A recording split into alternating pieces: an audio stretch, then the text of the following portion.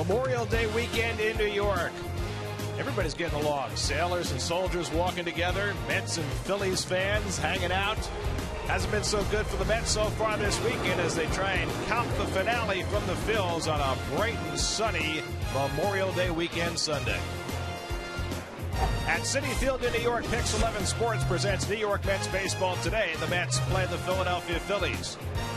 Mets baseball in high definition is brought to you by Verizon Fios. Switch to Fios on Network Ahead.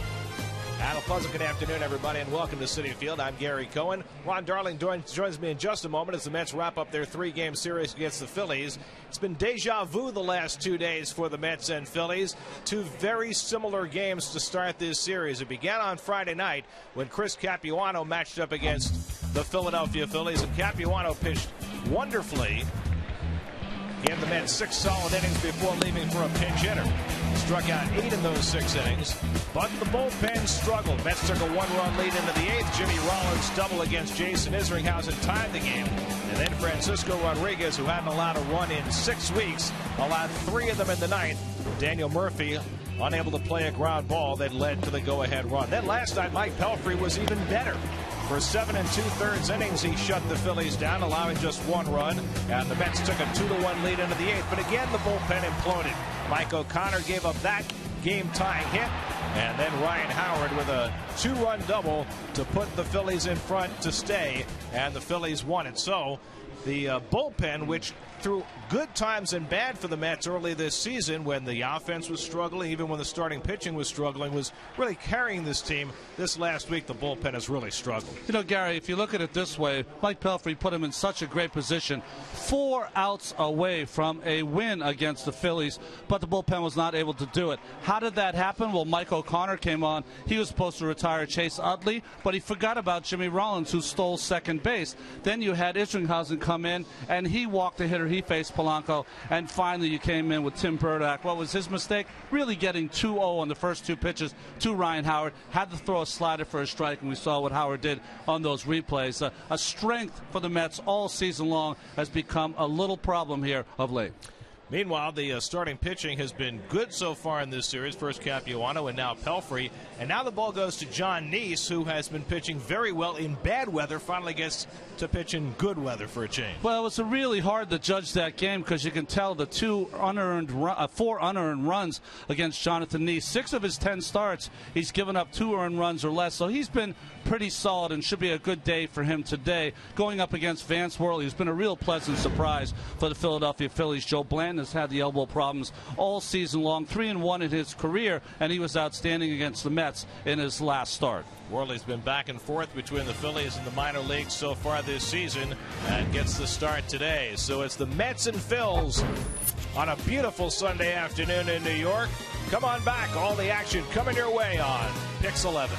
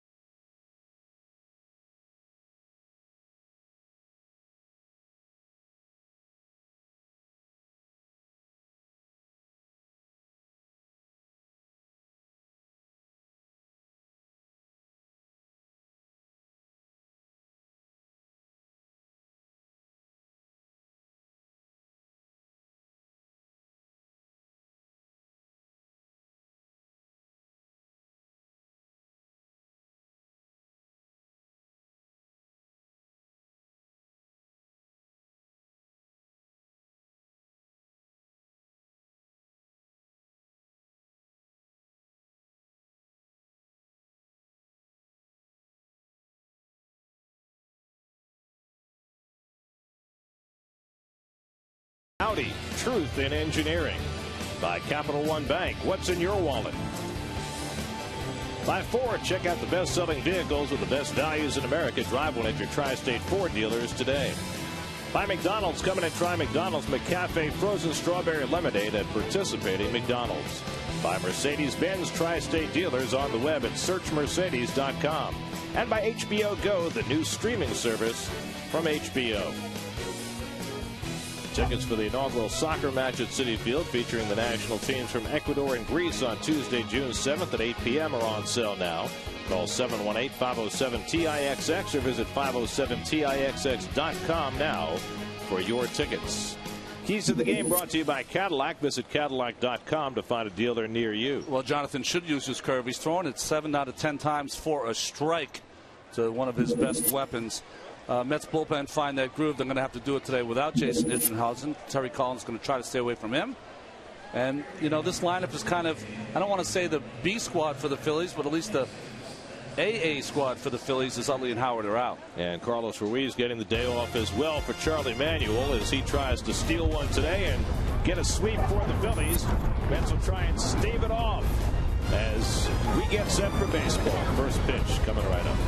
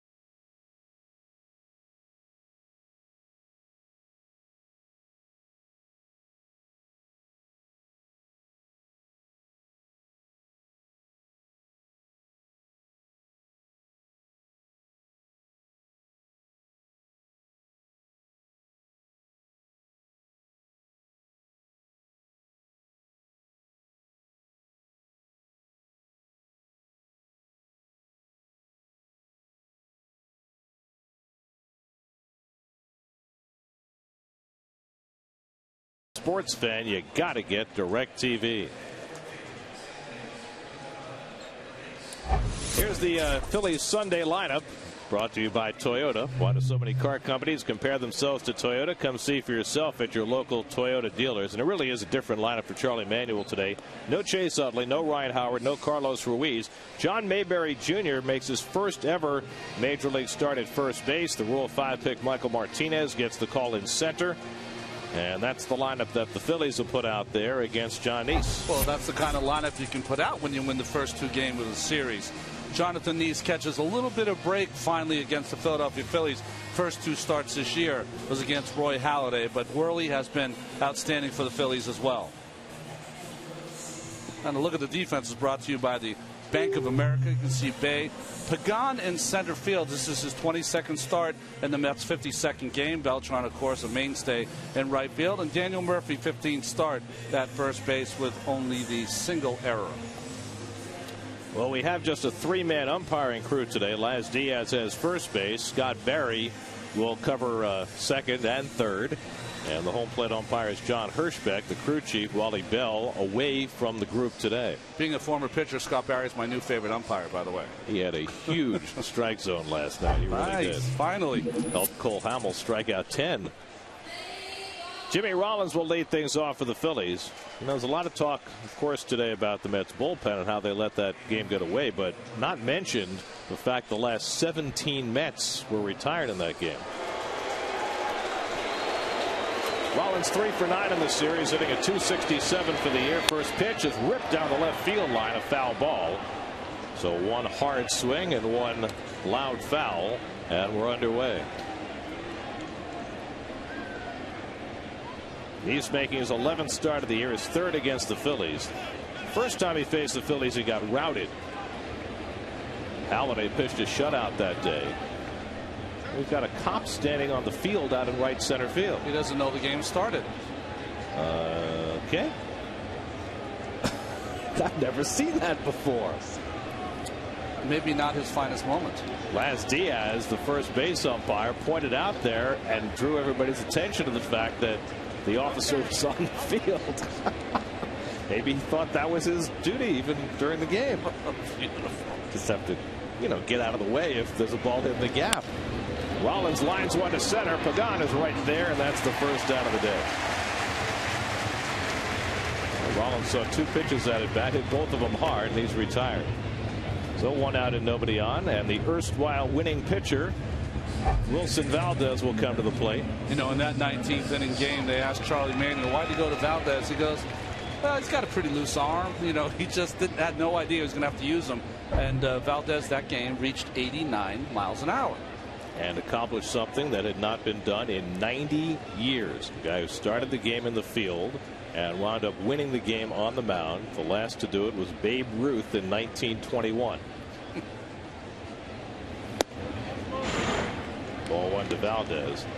That was Wednesday night when the Phillies and Reds played for 19 innings.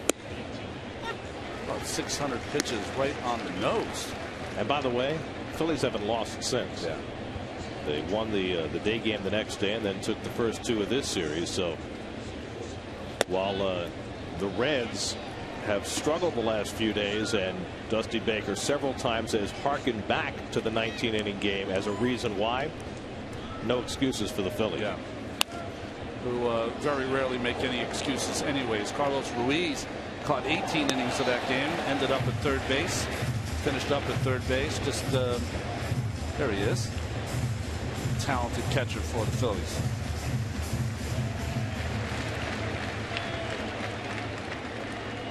Two and two to Valdez.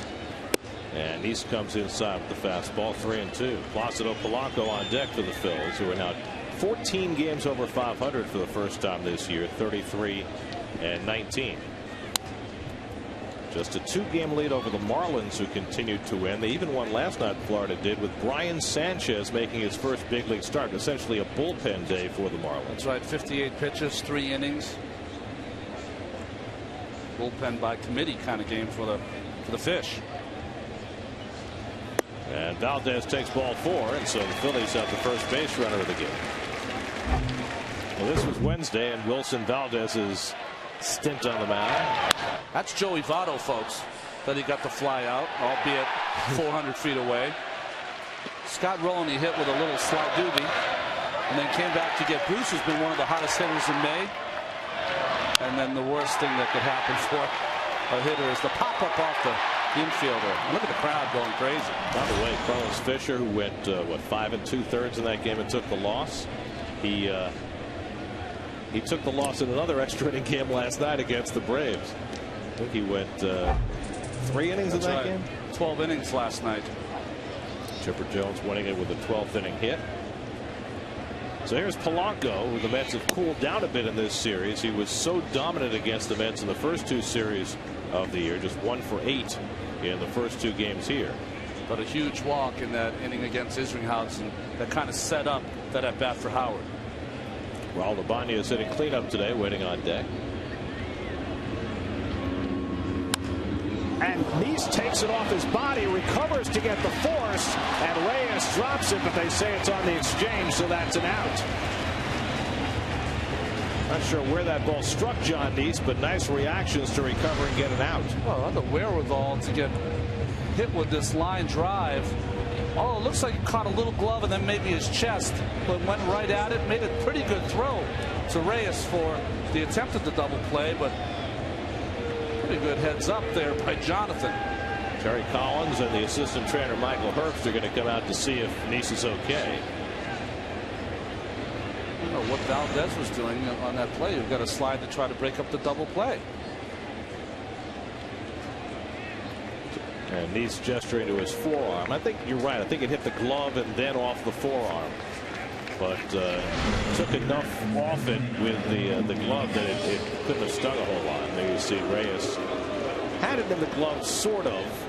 I mean, you know, that has turned into an automatic call now, where they call it on the exchange, even if it isn't. So the Mets get the call there. 2 out Polanco at first, and now Raul Ibanez. And he takes a strike. Ibanez 1 for 8 in this series, but since his 0 for 35 drought that the Mets experienced part of last month, he's hitting .341 in 91 at bats. And playing day game after a night game, just as he played day game after a night game Thursday after the 19-inning game. And they hit a 3-run home run early in that game. And he is the oldest regular for the Phillies. Curveball out of the strike zone, 1-1. We were talking a couple days ago, Gary, about the oldest position player in baseball. Certainly Ibanez is up there. Jim told me when he's a DH for the Minnesota Twins. But in terms of guys who play every day and play in the field, I think playing every day is the key too, because Ibanez loves to be out there every single day. I mean, Omar Vizquel is not an everyday player anymore. He's 44 years old, the oldest position player in baseball. Saw him play first base the other day. He can play anywhere. And the curveball strikes out Ibanez, and the inning is over. So Nice picks up his first strikeout, works around a walk, and a line drive back at him. Mets come to bat, no score.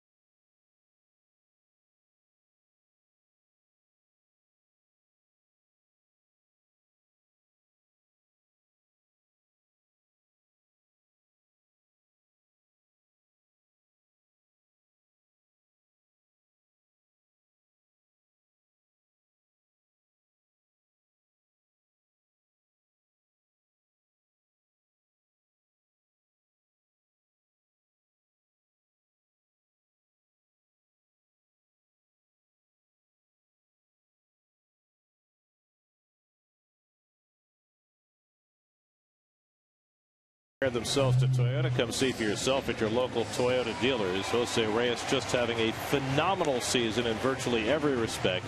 Justin Turner now 3rd on the ball club in RBIs, trailing only Davis and Beltran. Wow.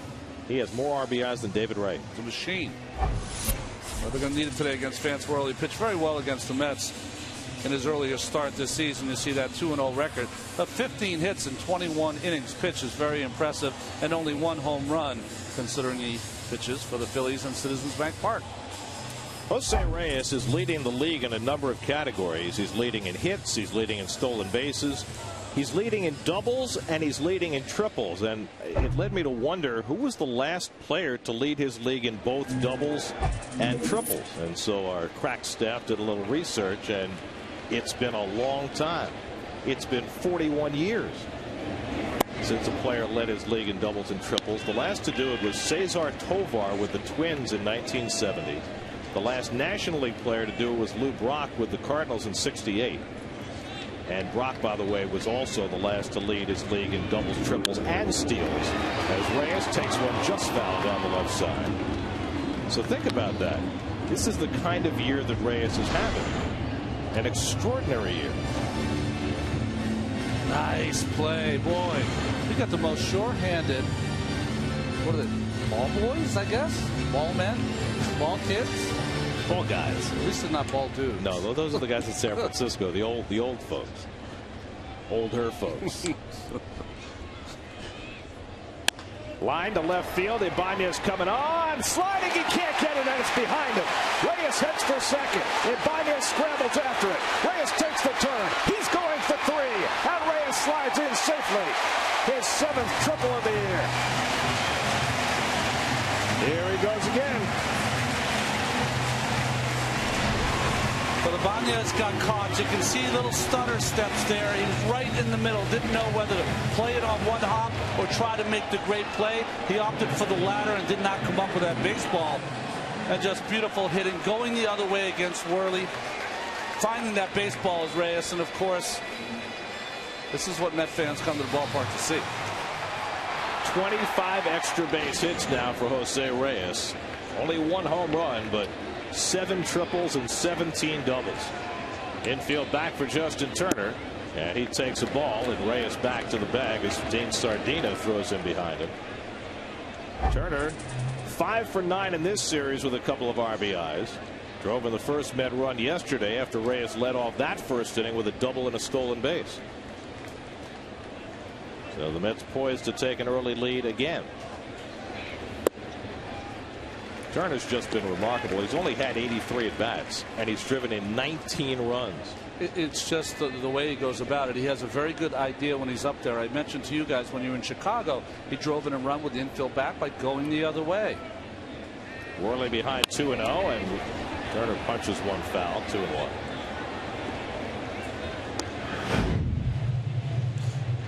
A look at the defense brought to you by Bank of America. Ibanez Martinez, a 6th start center field. Francisco Polanco, Rollins Valdez, Mayberry Jr. first start. He's only played an inning at first base, 4 minor league games at first base. Past the mound, that'll get the run in. Rollins throws out Turner. That's 20 RBIs for Justin Turner. 36 runs scored for Jose Reyes, and an early 1-0 Mets lead.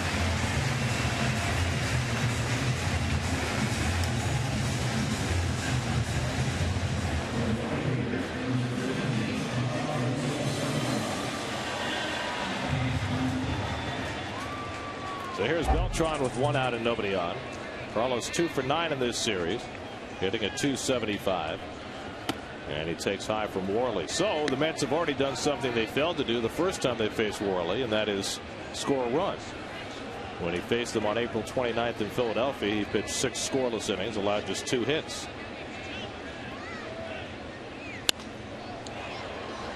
Well, the Mets aren't having any problems getting Reyes to score. 3 runs in the first game, 2 yesterday. It's the rest of the squad. Well, yesterday he scored the only 2 runs for the Mets.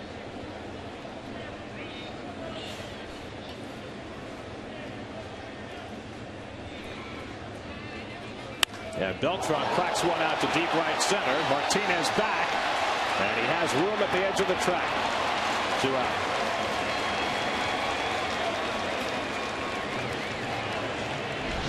Gap to gap at Citi Field, where baseballs go to die. Boy, a little cutter maybe it looked like right in the middle of the plate. The infielder turned outfielder Michael Martinez. Nice play. So now Jason Bay bats with 2 out and nobody on, and Terry Collins and Jason Bay and everybody who watches the Mets are hoping that the 2-out RBI hit that Jason had yesterday helps to get him going. Jason has said that when he's struggling, he strikes out a lot. He said he's been seeing the ball a lot better in the last few games. And he cracks that one into left center field for a base hit. Ibanez is able to cut it off.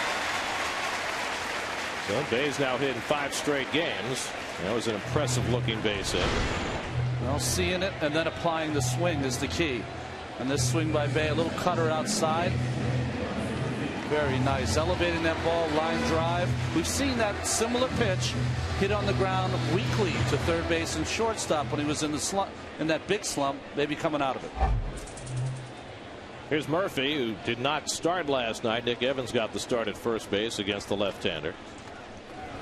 Murphy appeared as a pinch hitter, and that at bat snapped a 7-game hitting streak, but he has certainly been swinging the bat better of late.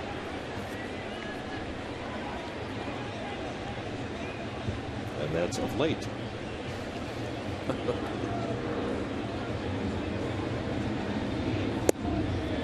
Jason Bay had one of the Mets' 5 stolen bases last night against Cole Hamels. The Mets were just running wild early in that game. It tells me, or it makes me think, that they have something on Cole that knows when he's going to go to the plate or not. I mean, the idea that the Mets would look to run more right now certainly makes a lot of sense when you have a couple of boppers out of the lineup. Well, you're trying to get as many people in scoring position as you can. Hopefully you get a 2-out knock. Certainly a breaking ball count, not a bad time for Jason to go. And Murphy takes it in tight. 2-2. Angel Pagan, who has hit the ground running after coming off the disabled list, waiting on deck. 23-year-old Vance Worley on the mound for the Phils. And the curveball misses away, so he's gone from 0-2 to 3-2. Worley, a 3rd-round pick by the Phillies back in 2008 out of Long Beach State. And on a staff that features 4 aces, Worley has pitched awfully well when he's been given the opportunity. This is his 4th start of the year. Bay runs, and Murphy lines one base hit left center. May will go first to third. Martinez resists the temptation to throw to third base. Smart play. And the Mets have runners at the corner.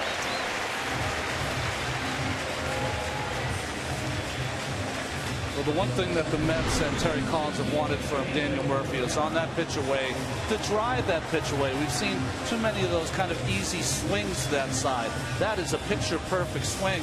A nice defensive play here by Martinez. Why? We saw this happen to Friday in Chicago. He came up, there's no cutoff man. Okay, you know what? I'm not going to take a chance at third. Send that ball to second base. That keeps Murphy from advancing into scoring position. And now here's Pagan. 2 games off the disabled list. He's gone 3 for 8. He's stolen a couple of bases. Did get picked off by Hamels and stranded between second and third last night. A little over aggressive. But he's looked good in the outfield and has swung the bat better than he was before he went down. And Worley misses away with a fastball, ball 1. They at third, Murphy at first. A run already in for the Mets in the first inning.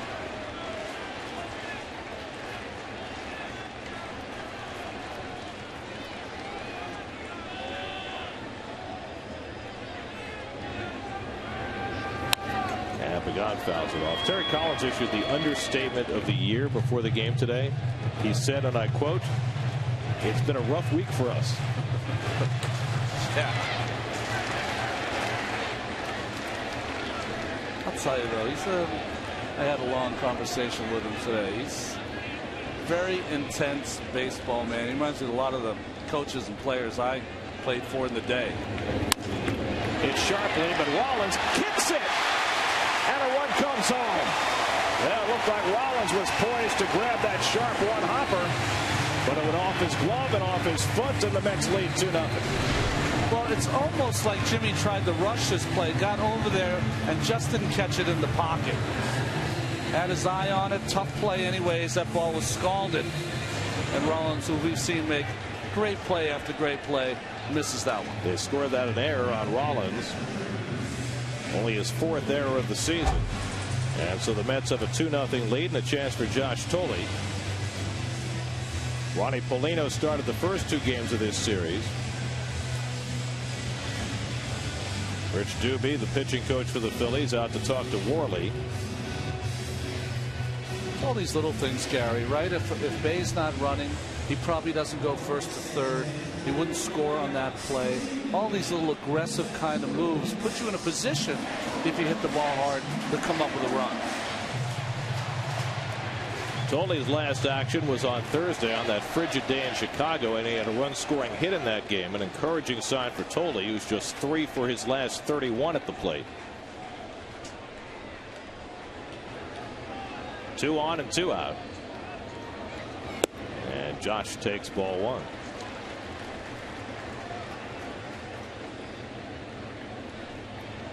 Murphy at second, Pagan at first with 2 down.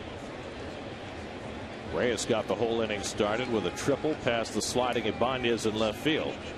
And the Mets have cashed 2. 1-1 to Josh.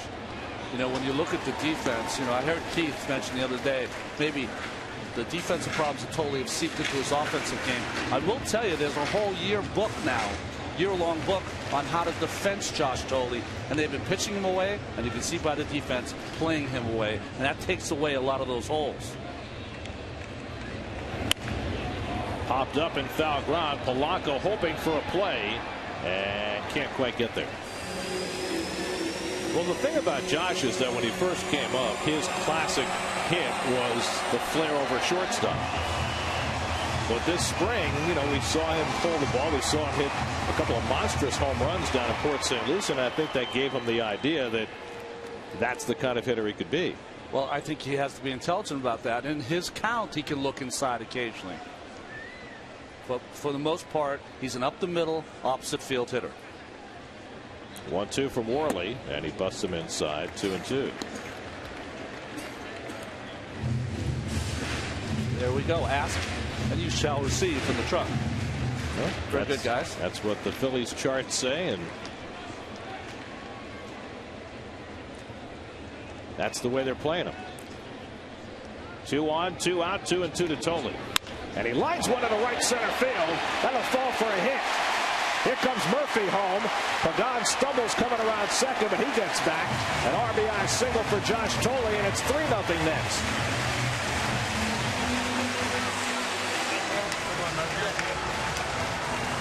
When you are known, and we talked about it, as a hitter who only goes up the middle the other way, when you do pull the baseball, and this is a cutter inside, nice hitting by Josh, you hit it against the defense. When you hit it against the defense, there's plenty of holes out there, and there was one right in front of Francisco. But isn't that the problem? I mean, if you're going to play him away like that, why do you throw a cutter on the inner half of the plate? Then all he can do is pull it. Yeah, the only thing you can do is throw a cutter. It's got to be off the plate. That caught part of the plate. That was the problem.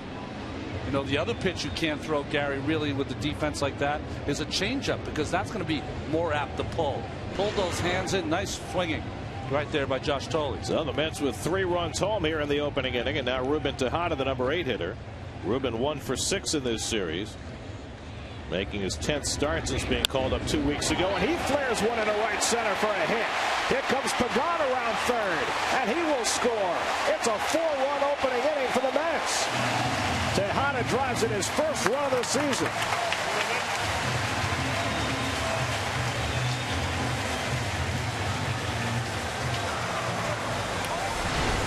Well, Worley's got to feel like he's given a lot of these dunk hits to the Mets, but they're aggressive, have come out aggressive here in this Sunday ball game, and nice job by Tejada fighting that inside fastball off. You see Tejada, you know, he's right on that plate, and he did get jammed by strong enough this season to get it into the outfield. So John Neese comes to bat, already with a 4-0 lead, and he fights one off foul. Well, you mentioned it early. Neese, the first 2 times he got matched up against the Phillies this year, had Roy Halladay on the other side, and in those 2 games had a total of 1 run of support. Well, he's already got 4 in this game. Of course, Neese has a pinch hit triple to his credit this year. Little tapper, and Worley comes off the mound, and that'll do it. 3 of the 4 runs will be unearned for the Mets, but they'll take them. First run of the game brought to you by the all-new Chevy Cruze. Find the Cruze and 9 other Chevy models with 32 mpg at ChevyOffers.com. 4-0 New York after 1.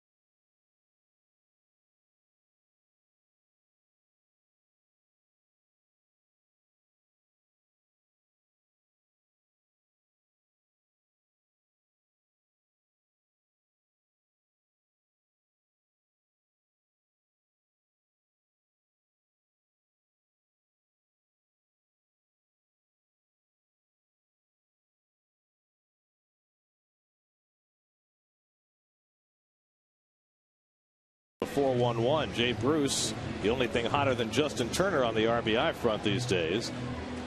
Carl Crawford has gone from bust to boom in the shortest period of time ever. And Anibal Sanchez helping lead a spectacular Florida Marlins revival. They're 10 games over 500. Jay Bruce probably going to give Jose Reyes a run at the Player of the Month. You can see Doobie with his arm around Worley. Sometimes that's what you have to do as a pitching coach. Get your young guy back in there. Tough inning. So John Niestake to a 4-1 lead. Takes on Ben Francisco as we start the second. Francisco 2 for 5 in this series.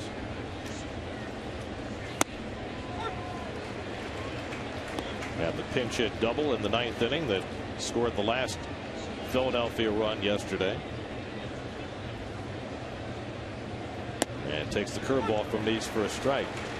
Folks at Elias did some research on Nice's pitch selection this year as you look at John Mayberry on deck. And what they found is that John is throwing more curveballs this year than in the past. Last year he threw 14.5% curveballs. This year 20.2%, and he's throwing it for strikes more often. I think what that stat doesn't tell you is that Jonathan, when he gets in trouble, has to make sure he uses that curveball, because I think when he gets in trouble he starts to try to power his way through that inning. And he throws a 3-2 fastball, misses with it. So after being handed a 4-run lead, he walks the leadoff hitter. His second walk early in this game. And now here comes Mayberry, who's playing first base today with Ryan Howard getting the day off. Mayberry was actually a third baseman when he played at Stanford. I look at his body type, and when I think of him as a third baseman, I think of Dave Kingman in his early days playing third base for the Giants. I mean, he's so tall. But what has impressed us so far in this series about Mayberry is the way he can play center field. Just the long loping strides and just covers so much ground. Really so different in terms of his body type than his dad, who was a little shorter and much wider. Now tip held by Tolley, and it's 0-2. And we're used to the kind of pest of Victorino out there in center field. Always seems to get the big hit against the Mets, but those little choppy steps of Victorino, and just the opposite of the long loping strides of Mayberry. Francisco at first and nobody out, and he's very hard to run against. He's given up only 1 stolen base this year. 1-0 7-2 to Mayberry with Michael Martinez, the switch hitting center fielder, on deck. One of those starts you mentioned, Gary, against Halladay, it was John Mayberry that hurt Jonathan Neese in Philadelphia. And a home run against him in a 2-1 loss. Jonathan Neese trying to keep Francisco close. There were some crucial stolen bases late in last night's game by Rollins and Utley that really set up that big inning for them as they took the lead. Well, you've talked about it a lot with Neese, and that was rolled down to Murphy. Makes the play to second, gets the force there, and that's all. Murphy that time accomplishing what he couldn't on Friday night, and that is picking that ball cleanly as he looked to throw to second. Well, you know, he makes the play first, which is the key. Instead of the spin, he opens up to the baseball after backhanding it. Now, what you want to do is step a little more into that throw. Threw off his back foot.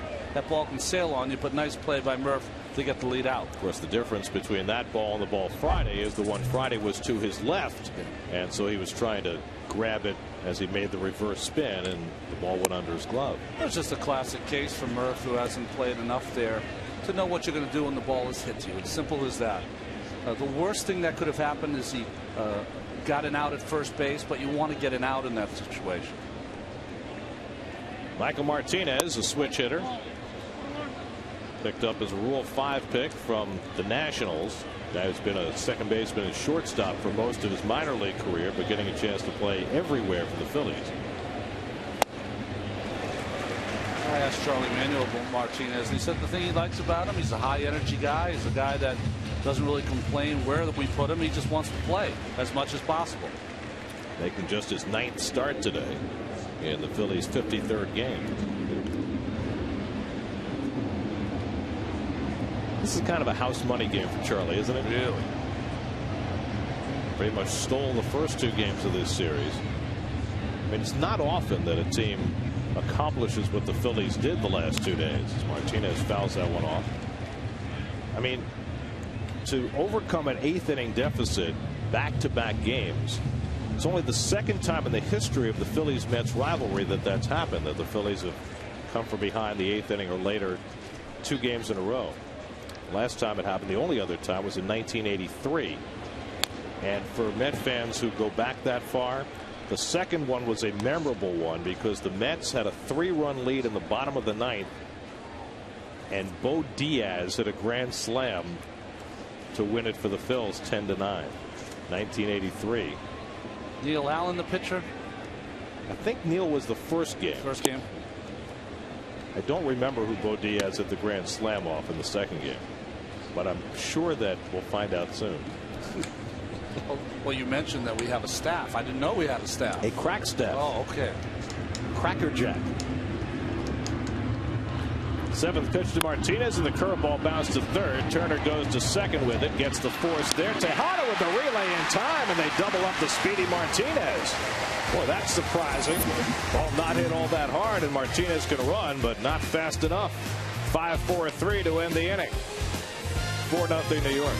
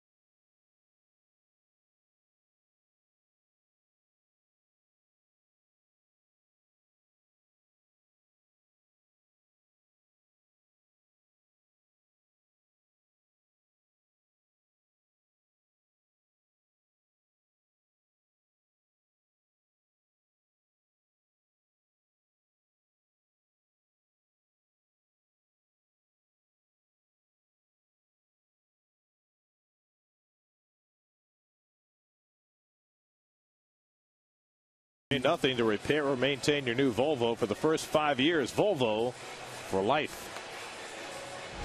A very quick turn by Ruben Tejada helps facilitate a double play. Well, when I was watching it, I said to myself, I have not seen a second baseman turn that quickly a ball from third base, but maybe it's because a veteran move made here by Tejada. Off the base as he receives the baseball, the area of vicinity play by Ruben Tejada. And Reyes takes one up and in and gives a glare out at Vance Worley. Well, Reyes has been red hot. He's 5 for 10 in this series. And Worley dusts him. That wasn't intentional, by the way, folks. You know, a lot of times we always say he wasn't meaning to go up and in on him. That was absolutely a 4-run first inning. Worley's going to try to show the Mets he's not taking it anymore, and one right at the chin of Jose Reyes.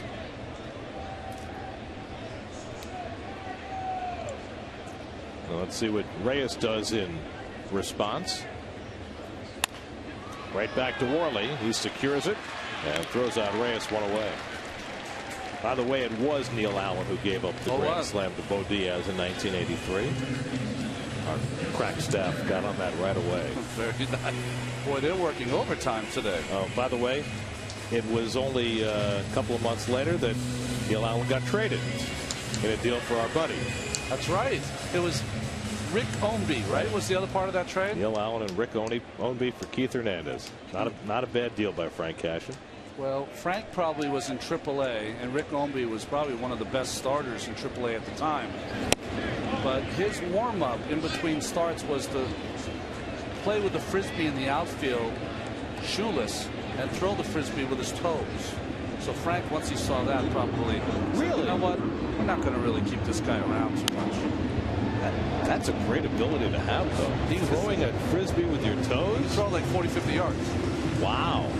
He's also, what was that, a hacky sack guy. Did they have hacky sack in '83? Yeah, they did. Yes, they did. And he was a real, like, kind of surfer's beach kid, Rick Ownby. He was a fantastic guy. Justin Turner drove in a run with a ground out his first time up. 20 RBIs in 84 at bats for Justin Turner. He's really writing a remarkable story. And, you know, we've seen already in this game the skills of Turner with the bat, Tejada with the glove, and with the bat for that matter. And it really makes you ponder what's going to happen when Ike Davis and David Wright come back. Will it be Tejada? Will it be Turner? Will it be some combination? What about Murphy? How do you handle using those three players? Well, if he keeps going the way he's going, even though there's one moniker taken, he could be Le Petit Orange, maybe. Right now, Turner's a Red Scare. That's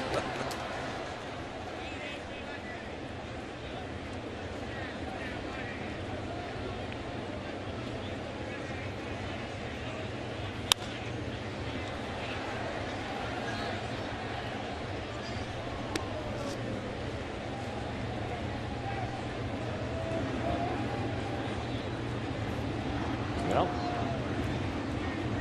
it's been better than anybody else in the league so far and getting hits with runners in scoring position.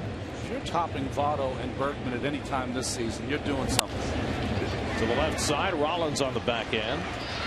And the overhand toss gets Turner for the second out.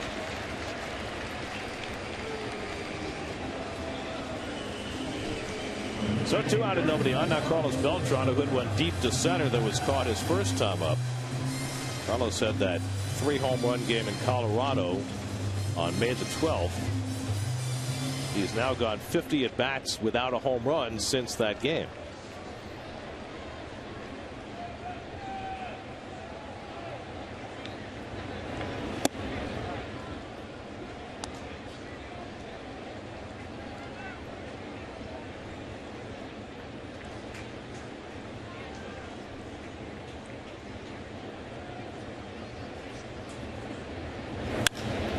This one well out to left center field.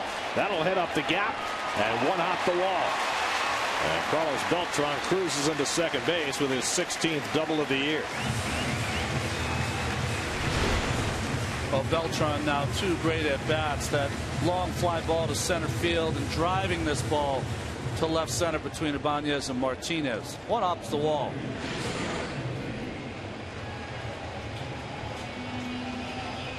That's 25 extra base hits for Beltran. Same number as Reyes. Both in the top 5 of the league. And now Bay will try and get him in. Jason had a hard hit single to left center his first time up and came around to score. That's now with 6 hits off Worley.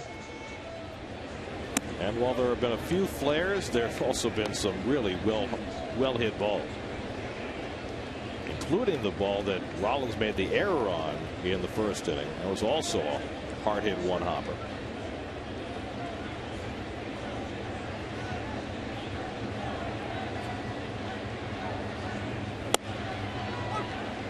One and one to Bay. Rich Dubie's instructions, pitching coach for the Phillies, in between innings had to be, we need to pitch these guys in. Reyes one under his chin, a lot of pitches into Turner, and they're a strike against Bay.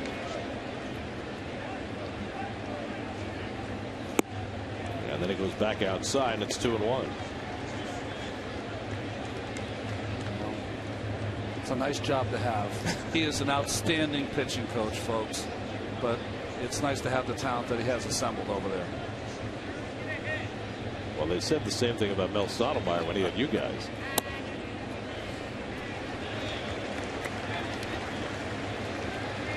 You know, it probably presents challenges that other pitching coaches don't have, and that is to making sure that you're there for those guys, but not to get in the way. Don't mess it up. Yeah.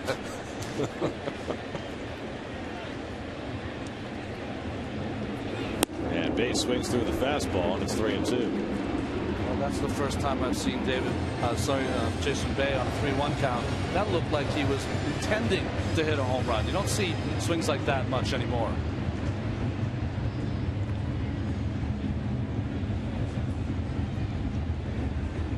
Produced an RBI hit yesterday, and lines one to left. Ibanez will play it on a hop. And stopping at third is Beltran.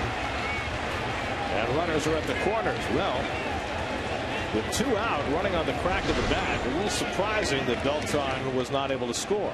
Well, what was interesting about this play is nice swinging again by Jason Bay. This is a ball that he's been topping, instead line drive, but it did have some topspin and got down. I thought that Carlos either forgot how many outs there were or had his eye on the baseball, which kind of slowed him up. Watch this ball here. See how he's watching it? I think he assumed that the ball was hit so hard that it was going to be caught by Ibanez. Instead, with that topspin, it becomes a base hit. So runners at the corners with 2 out for Daniel Murphy, who singled hard into left center and scored in the first inning. That's now with 7 hits in the first 2 innings off Vance Worley. And it's hit hard up the middle, a base hit. That'll bring home Beltran. And it's 5-0 New York. So Murphy is 2 for 2.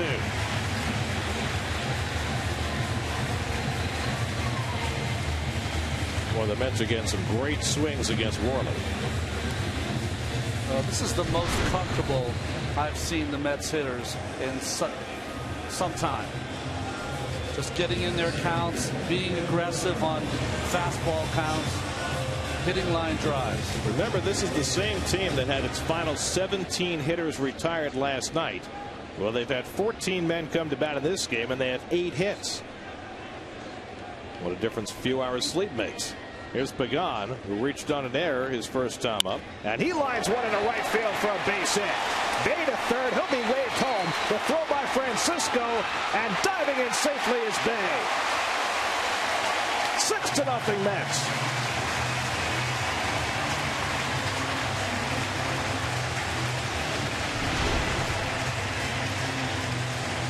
Well, ever since they started this game, the Mets have been very aggressive. They're not even getting into any counts for Worley. Another line drive. And that's a good break there from second base by Jason Bay. When you make a break like that, your third base coach can send you along. It's always a dangerous play. He could have got spiked there, but just got the hand in. Really something you don't like to do. But he got away with it. Well, 6 runs and 9 hits in an inning and 2/3, but there's nobody up behind Vance Worley. And you mentioned the 19-inning game they had. There are some arms that are not so fresh in that bullpen. Danny Baez has not pitched since that game. He threw 5 innings on Wednesday night. So here's Tolle, who drove in a run with a first-inning single. And the first pitch curveball sits high, so a little different program from Worley. 4 straight 2-out hits. Beltran got it started with a double. Bay, Murphy, and Pagan following with base hits, and 2 more runs are home. John Neese feeling like, where did this come from? Well, the other thing about Neese today, he's just happy that the sun is shining. Yeah. It's around 80 degrees. His last 3 starts have been in the most miserable weather conditions possible. First in Colorado, where it was 39 degrees at game time. Then here against Washington when we had a monsoon. And then that horrible day in Chicago on Thursday. You know, it's interesting during the course Tuesday, I should say. During the course of the season, it always seems like one pitcher, they call him the Mutter. He always gets the inclement weather games. Shut your mouth. Shut your mouth.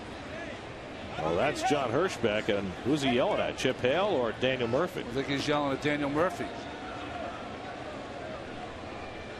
I guess Murph said something about that last pitch. Not sure why.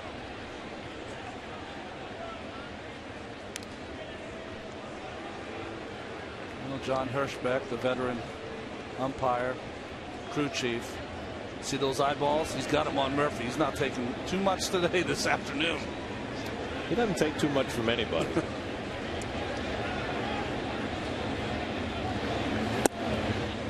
2-1 now to Tolle.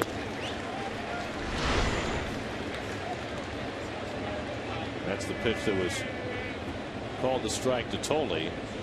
And there's Murphy. Oh, well, I'll tell you right now, Murphy's wrong. There's no reason for him to be telling the home plate umpire that ball's down. Just concentrate on your base running. Pulled off the glove. That's a fair ball. Past Mayberry and down the line. Murphy is in. Pagan will be stopped at third. Now he's being waved home. The throw going to third base. Nobody's covering second. Tolle racing back. And finally, he's tagged out by Rollins to end the inning. But 2 more runs score on the hit by Josh Tolle. And the Mets have gotten 4 in each of the first 2 innings to take an 8-0 lead. What a couple of innings for the Mets.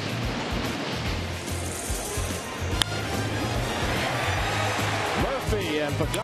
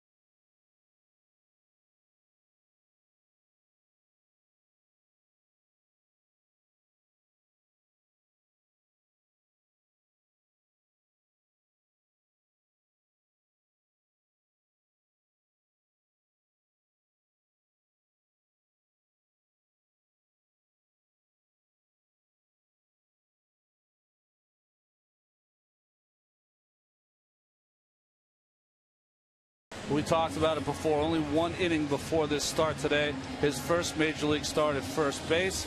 And, of course, those things are going to happen when you don't have the experience. Kind of a pitch and catch play for Mayberry, and he wasn't able to make it. And the rundown successful by the Philadelphia Phillies. I'm not sure why Chip Hale was holding up Angel Pagan, but Angel was smart to run through the stop sign and scored easily, and then Tolle out in the rundown. Josh, when he gets it going, he's fine. But to stop and start back, that speed dissipates a bit. Well, 3 RBIs for Tolle in the first 2 innings, and that's huge for him. Remember, he had an RBI hit his last at bat in Chicago on Thursday, so things starting to perk up for Josh. Now an 8-0 lead for John Neese to work with as Dane Sardina leads off the third.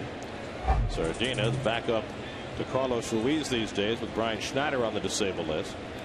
It's his 9th start for the Phillies this year. 1-1.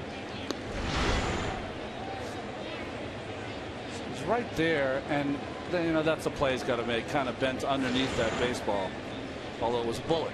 But you know, when you've been playing the outfield, as Sardina serves one into right for a base hit, when you've been playing the outfield exclusively and all of a sudden you come in and play the infield, that ball's going to get up on you awfully fast. Yeah, the speed of the game for an outfielder playing the infield is very surprising. Oh, see Cole Hamels, he's putting on the sunglasses. Said, maybe you could use mine. Well, Worley's going to stay in and bat for himself. He's given up 8 runs and 10 hits in the first 2 innings, but it appears that Charlie Manuel needs some innings out of his young right-hander, so he's going to stick with him for a while longer. Worley's 2 for 7 at the plate this year. I think it's going to be one of those Vin Mazzaro days. Well, this is one of those starts where you're taking it for the team. Problem with Vin Mazzaro, you had to feel bad as a human being.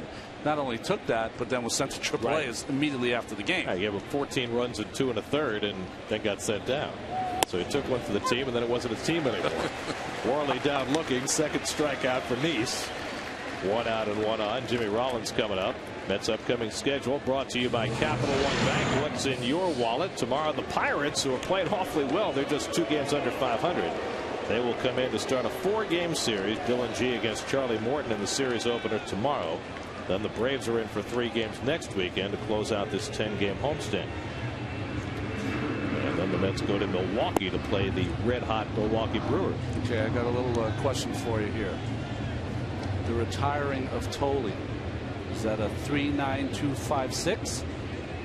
9.56. So you don't count the Mayberry touching the ball? No. Okay. That's an interesting question, though. Yeah. Now, he had no impact on the play. Well, he kind of did. Well, no, but I know it's on it becoming a double, not on him being put out. Well, it's kind of like if a ball is deflected by a pitcher to a shortstop, sometimes it's a 1-6-3 and sometimes it's not. It's not. It's the discretion of the official scorer to decide whether he had a positive impact on the completion of the play. Rollins lined out to center his first time up. Sardina at first and 1 out. And there's a strike. Talking about the Pirates coming in here, they had been struggling with their offense until yesterday when they scored 10 runs in their victory against the Cubs. They've gone in there and beat the Cubs twice, haven't they? And it goes right between the wickets on Reyes. So Rollins made an error earlier in the game, and now on a much more routine play, Reyes makes an error. Well, you'll see that once every 5 years for Jose. Just lifted the glove too soon. Well, that's a play I don't know if I've ever seen Reyes make on a ball that routine. Kind of back on his heels. I mean, that's stunning right there. Yeah, it is. 6th error of the year for Reyes. So 2 aboard for the Phillies as they look to mount a comeback. Remember, the Mets had a game in Philadelphia earlier this year. They were down 7-0 and were able to rally to get even. Valdez takes a strike. That was against Joe Blanton, who Vance Worley has replaced. And it was interesting because, and I really give him a lot of credit for this, after last night's game, and you know it had to be disappointing for Mike Pelfrey that he was not able to get a win in that game. But he actually brought up that game in Philadelphia. He said, you know what? I started the game against these guys earlier in the year, and we were down 7-0, and my team rallied and got me off the hook. So, Mike said all the right things last night. 1-1 to Valdez. And he has been pitching so well lately. That's one of the best games I've seen him pitch in a Met uniform. Really was, because if you factor in the opponent, you factor in some of the numbers that the left-handers have against him, Utley and Howard, just a fine job. You know, I don't know how much a catcher influences how a pitcher approaches his games, but you've seen a substantial difference in Pelfrey since Ronnie Polino began catching. Yeah, he's pounding the fastball in on both sides of the plate. He's got that power sinker working again, and I think even more importantly, even if he doesn't feel his secondary pitches, he's throwing them. And just a nice job between both Paulino and Pelfrey. Hit hard by Valdez into right field. That's a base hit. Sardina will stop at third, and now the Phillies have the bases loaded. So 2 singles and an error fill up the bases. With Placido Polanco coming up. Well, this is the time that the young catcher told him he's got to get Nice relaxed. Got a big lead. What's your thought process? Let's get a ground ball and get a double play.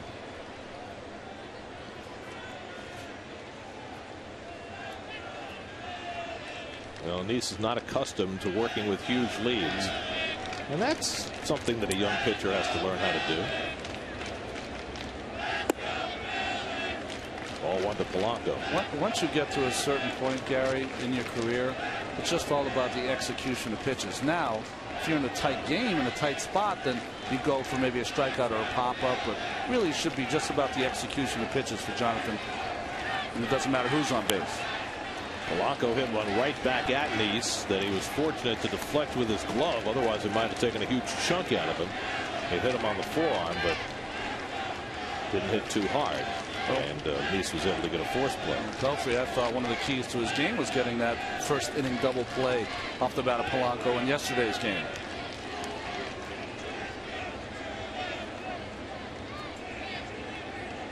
On 1-1, Polanco drills one foul. 1-2. Well, Polanco has only 28 RBIs for the year. I shouldn't say only, that's a nice total. 12 of the 28 have come against the Mets.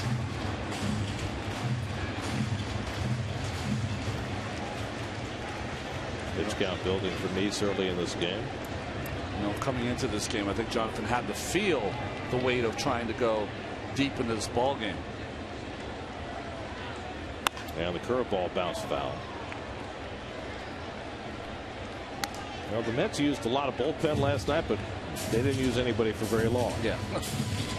O'Connor faced 1 batter, Isringhausen 1 batter, Burdack 2 batters, and then the newcomer Dale Thayer pitched the 9th. And it looks like everyone's available today except Jason Isringhausen. Right. Well, he's pitched 3 straight days, and at this point, with his age and his injury history, certainly Terry would like to avoid that. And Polanco drills the curveball into left for a base hit. That'll bring home Sardina with the first Philadelphia run. And now it's 8-1. So Polanco with his 29th RBI, 13 of the 29 against the Mets.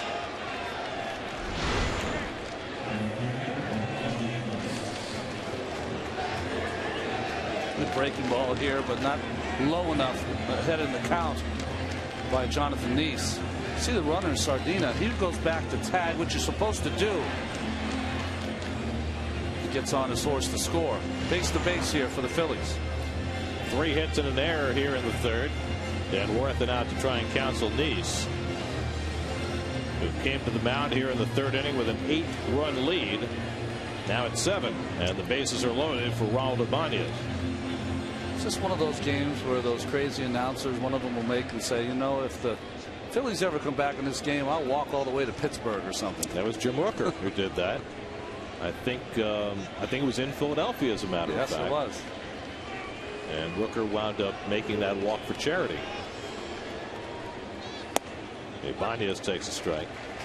Ibanez struck out his first time up. Well, I think between you and me anyway, there's going to be nobody in here making any pronouncements. I'm right with you. And if I know Howie, he's not doing it either. Ibanez has 8 grand slams in his career. Has a home run against John Neese, 2 for 11. The infield looking for 2. And Ibanez with a little pop up behind the plate for Tolle. And that's a big second out for John Neese.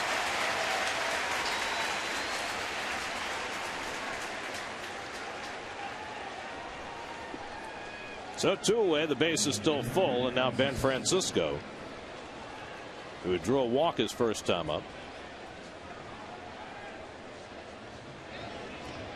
Always thought this might be one of the toughest hitters for Jonathan Neese in this game, because Francisco likes the ball up, takes the ball middle of the plate in, so almost takes away that cutter from Jonathan. And he keeps the fastball on the outside corner, 0-1. Francisco has played most of the right field for the Phillies this year, now pretty much in a platoon with Dominic Brown, who has only played briefly in this series, but looks like he is going to be special. He's an impact kind of player. He really is.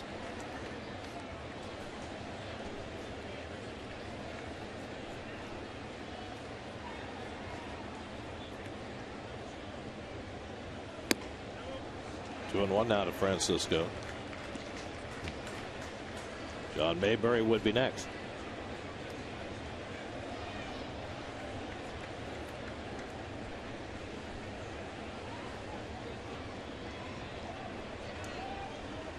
And the curveball misses, and now Neese, with the bases full, is behind Francisco, 3-1. We talked about him throwing his curveball for strikes more often this year, but that curveball's betrayed him a few times early in this game. And the fastball gets a generous call, and it's 3-2.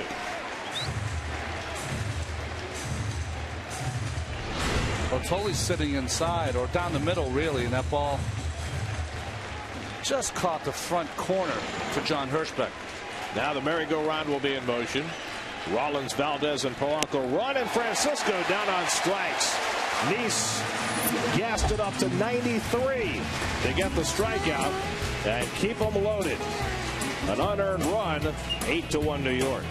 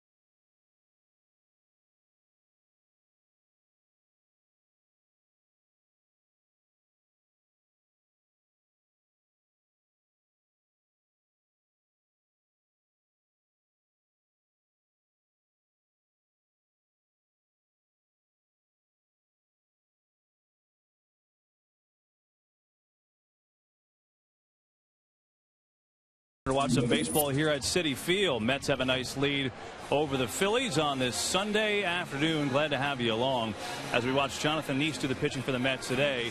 Terry Collins and company hoping that R.A. Dickey will do the pitching for the team on his scheduled next start on Tuesday. Dickey today threw a bullpen session testing out that torn plantar fascia in his right foot. And now he ran before the session. It looked kind of ugly, to be honest with you, hobbling. And he said, well, I'm not going to be Usain Bolt, that's for sure. There's going to be a little hobbling, but it'll get the job done. As far as his pitching, he said it was a normal bullpen. It felt great.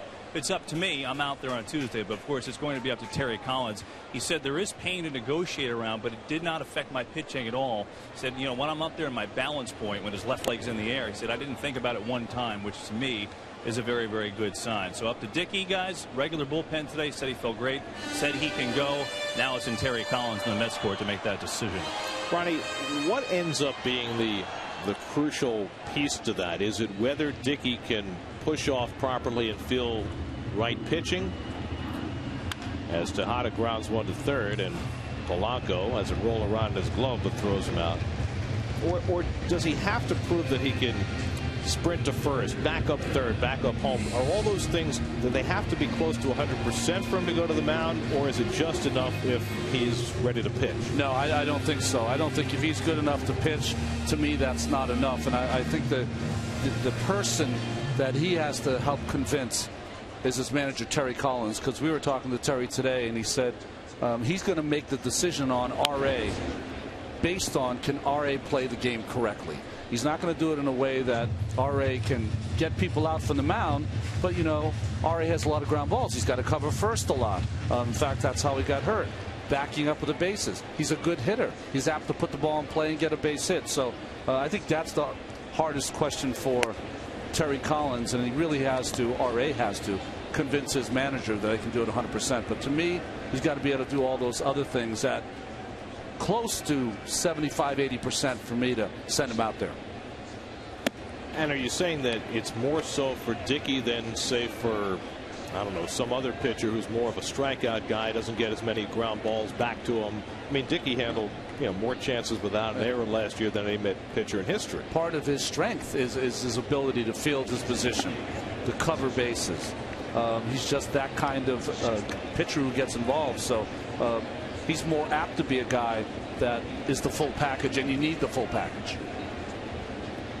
Well, the Mets have said several times, Terry Collins has, that they have a contingency plan in mind if Dickey's not able to go on Tuesday night. Now, it was reported that Chris Schwinden was held out of his start for Buffalo this weekend. So he could be the contingency plan if they decide to push Dickey back. He's down on strikes, and that's the first for Worley, 2 out. You know, guys, too, I think when you look at R.A. Dickey, he's a guy that's pretty honest. But he also said something interesting today near the end of his session, talking to the press that I was involved in. And he said, you know, the Mets made a big investment in me, and I want to, you know, I don't want to give them their worth for that investment. So he's an honest guy. He always is in talking about his starts. But I think it'd be hard for him to go in front of us today and say that he doesn't want to start, you know, given the contract. I think that's the way he feels about that. Well, Kevin, R.A. Dickey has proven in this short time that he's a leader and he's a gamer. But there are some seasons where your worth is 25 games started at 100% as opposed to 35 with a dozen of them or so not at your best. Well, and I think particularly in R.A.'s case, because he had been struggling until these last couple of starts, I think he feels that more acutely. Reyes tripled and scored in the first inning and a comebacker in the second. By the way, the Mets scoring 4 runs in each of the first 2 innings. It's only the sixth time in their history that that's happened, and the first since 2006 that they've scored 4 or more runs in each of the first 2 innings. Reyes hits this one to center. That'll fall for a hit. Well, that's 6 straight games now that Reyes has had 2 or more hits. And that ties the longest multiple hit streak of his career. And he's starting to bear down on the Mets club record, which is 8 straight games with 2 or more hits. That was set by Stevie Henderson back in 1979. And has not been threatened, and Reyes is there. What is that, 26 multi-hit games for Reyes this season? Wow. Easily the most in the majors. He now has 74 hits in 52 games. And 26 multi-hit games in 52 games. That's half the game. Wow. Turner shoots one the other way, and he's got a base hit. And Justin Turner now 6 for 12 in this series, and the Mets have 2 men on for Beltran. So it continues to be difficult for Vance Worley, who retired the first 2 in this inning. Bullpen still empty for the Phillies. Well, he retired the first 2 in the second inning. The Mets had 5 straight hits to score 4 runs. Well, I'll tell you, I'll tell Mr. Worley, I've been there before where it feels like every hitter's putting a token in the slot and coming up to batting practice. Beltran flied out to deep center his first time, then drove a double to the gap in left center and scored a run in the second. And Carlos takes a strike.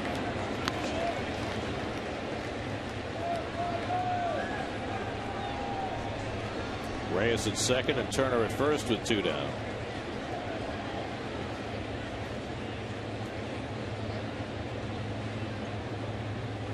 You know, if the Mets do have to scratch Dickey on Tuesday and call up Schwinden, it would be one of the rags to riches stories of the season. Yeah. Which, you know, Dickey himself was last year. Schwinden's a guy who began the year in AA, got called up to AAA for 1 start, and left his stuff in Binghamton because he thought he was going right back. And all he's done is tear it up in AAA. I mean, a guy who was really not considered a prospect coming into the season, and now, you know, whether he gets called up or not, he's at least being considered to come up and pitch for the big league.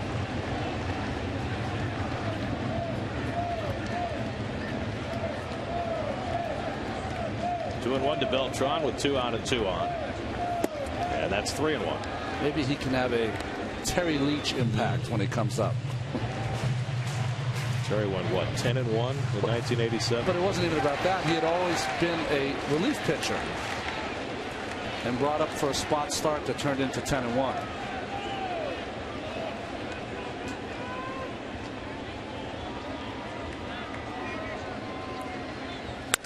Broken bat coming in is Valdez, and he makes the play on Beltran to end the inning. 2 hits and 2 left. That's with 12 hits in the first 3 innings, and they lead at 8-1 after 3.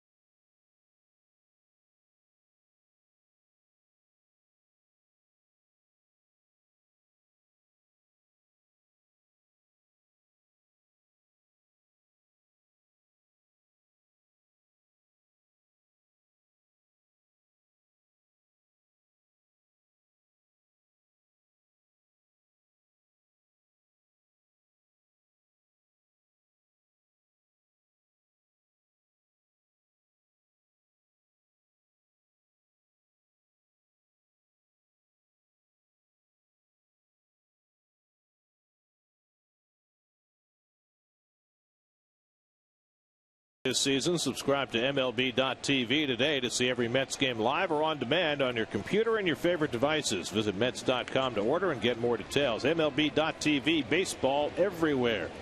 And aerial coverage brought to you by DirecTV. If you call yourself a sports fan, you got to get DirecTV. John Mayberry leads off the 4th inning and takes a strike from John Deese. Mayberry hit into a fielder's choice his first time up. John's dad John Mayberry Sr., left-hand slugger with the Kansas City Royals predominantly. Hit 255 major league home runs. Left-handed hitter, reminded me, and I pitched against his father, Kyle Kendrick, up in the bullpen for the Phillies. Reminded me a little bit of Willie Stargell light, the way his swing was. Very powerful. And of course, he played for some great teams in Kansas City, particularly during the 70s and early 80s. Reyes gets in front of this one and throws out Mayberry one away. You know, playing on those teams with Willie Wilson and George Brett and those folks. Hal McRae. Frank White. I mean, those were terrific Kansas City teams. And by the way, in talking about that team, we have not mentioned the passing of Paul Splittorff this week. One of the nicest men you could ever meet. If you ever met him, you would never have known that probably the best starter ever for Kansas City as far as all the years he played. You know, they had a lot of starters, Saberhagen and Dennis Leonard and guys that are there, but you know, 164 games I think he won for the Royals, all with the Royals, and then went straight into the booth and was there for well over 20 years. 3-0 to Michael Martinez, but boy, it's been a rough year, hasn't it, for Roy? Some of the nicest people in the game.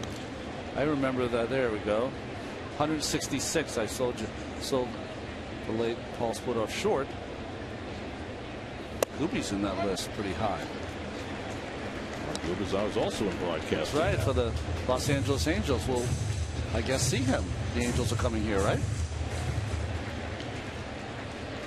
Dane Sardina on deck. 3-2 to Martinez, and the curveball in there for a call strike 3. He slipped him the deuce for his second strikeout. Well, again, with Josh Tolley catching, we see a lot more curveballs. Martinez thought that was down. Big overhand breaker there by Jonathan Neese. Martinez gave up on it. You know, Gary, when I was a kid, it's interesting how you like a certain player for a certain reason. I always liked Paul Splittorff because when I was a kid and before I started wearing contact lenses, I would have to wear glasses, and I liked him because, boy, you could be a big leaguer and wear glasses. Right.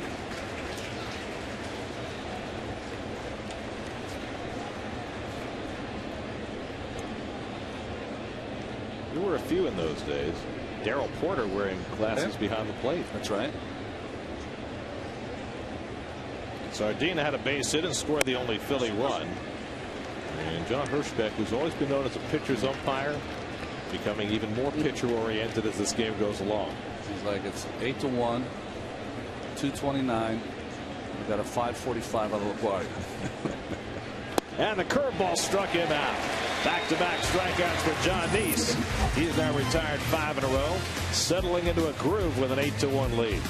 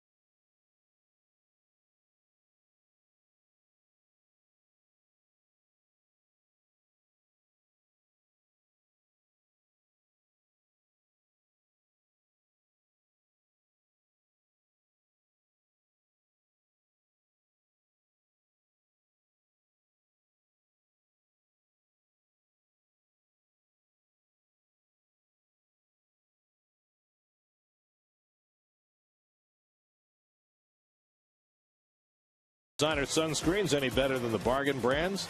Dr. Steve has the answer tonight at 6:30 on Pix 11. We go to the bottom of the fourth inning. The Phillies make a pitching change. There he is on the screen. That's Kyle Kendrick. He's 27 feet tall. Kyle Kendrick, we've seen him do some of his best work against the Mets as a starting pitcher. Now has become the long man for this bullpen. Vance Worley threw 71 pitches over 3 innings, allowed 8 runs, 5 of them earned on 12 hits, no walks, 1 strikeout. And now Kendrick, who last pitched 4 days ago for the Phillies. Jason Bay is already 2 for 2, twice has singled to left, twice has scored. And he bounces this one just foul. That scored 4 in the first and 4 more after 2 out and nobody on in the second. Daniel Murphy on deck, and then Angel Pagan. Let's try to avoid getting swept by the Phillies at home for the first time since September of 2007. You remember September of 2007? Yes, I do. That series in the middle of September, 14th through the 16th in 07, was the beginning of that last 17 game collapse for the Mets after they had the 7.5 game lead.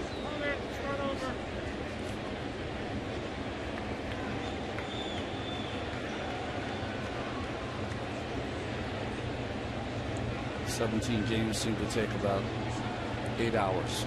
It happened so quickly." Bay down swinging on the breaking ball by Kendrick for the first out. I have to tell you, I felt as though the 07 collapse went very quickly. The 08 collapse felt like it was forever. Because it was the second time around. And not only that, but you remember how those games went, because after Billy Wagner got hurt, the Mets had nobody they could rely on in the bullpen, and the last 3 innings of every game there was a pitching change virtually every batter. That's the highlight of Luis Ayala's days in a Met uniform. Murphy's 2 for 2. He's driven on a run. He's scored 2.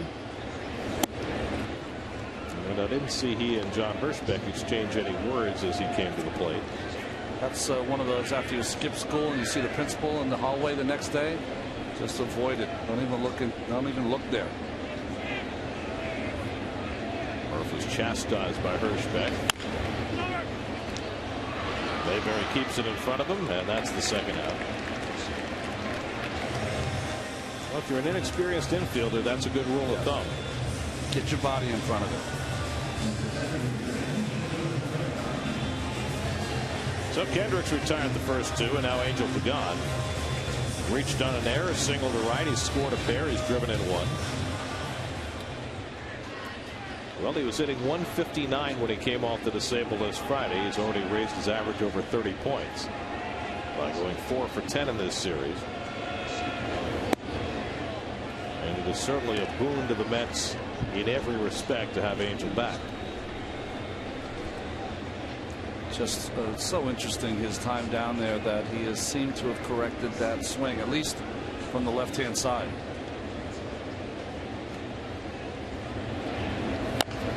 Little tapper stays fair for Sardina, and that retires the side. So 2-3 on the putout, and Kendrick gets the Mets out 1-2-3.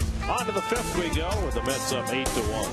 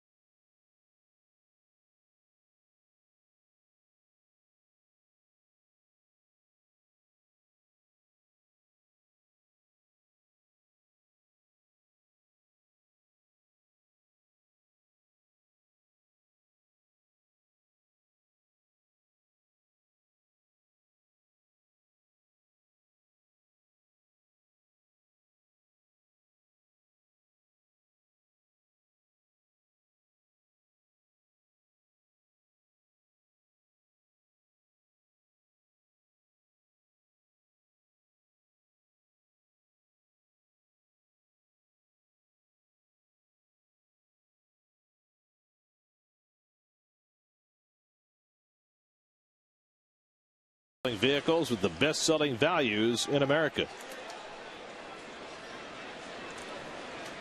John Neese takes an 8-1 lead into the 5th inning. Kyle Kendrick will take the turn at bat. And taking all the way a strike. Neese has retired the last 5 hitters, striking out 3 of the 5. And starting to get into that work fast groove that he does. And a comebacker from Kendrick. And that's 6 in a row he's retired. 1 out of the 5th. We'll check in with Kevin Burkhardt. Kevin. Well, guys, David Wright is at least on the way back, doing some exercising now to try to help that stress fracture in his back. And he's what the trainers call a core stabilization program. You know, basically you're trying to strengthen the muscles around the stress fracture just to make it stronger so that when he starts playing there's some support there. Now obviously professional athletes do core training, but he said these are more the interior core muscles. And I'll give you an example of what he's doing right now. Every exercise is just him lying on his back because he doesn't want to do any movements that could hurt that stress fracture. So one of the movements he does, lies on his back, feet on the table, and the knees are basically bent up. And he says he has to basically push his back through the table. Think about that. If you lie on the back with your feet on a table, you could put, your hand or your arm under the lower back because you have a curvature. So you're trying to use those muscles that you really never use to build up those muscles, try to help protect. So David doing that. When he gets by this stage, then he'll do more aggressive core work and then hopefully get into baseball activities. Guys? It sounds like a very tedious and long-term process for David, and you certainly hope that he takes every precaution, but certainly as a Met fan, you want to see him back as quickly as possible. Rollins breaks his bat and dumps one into shallow left center for a hit. Well, at the cost of a bat, Rollins has himself his first hit of the day.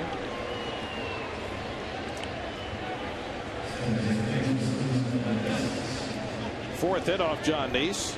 And now Wilson Valdez, who's walked and singled to right.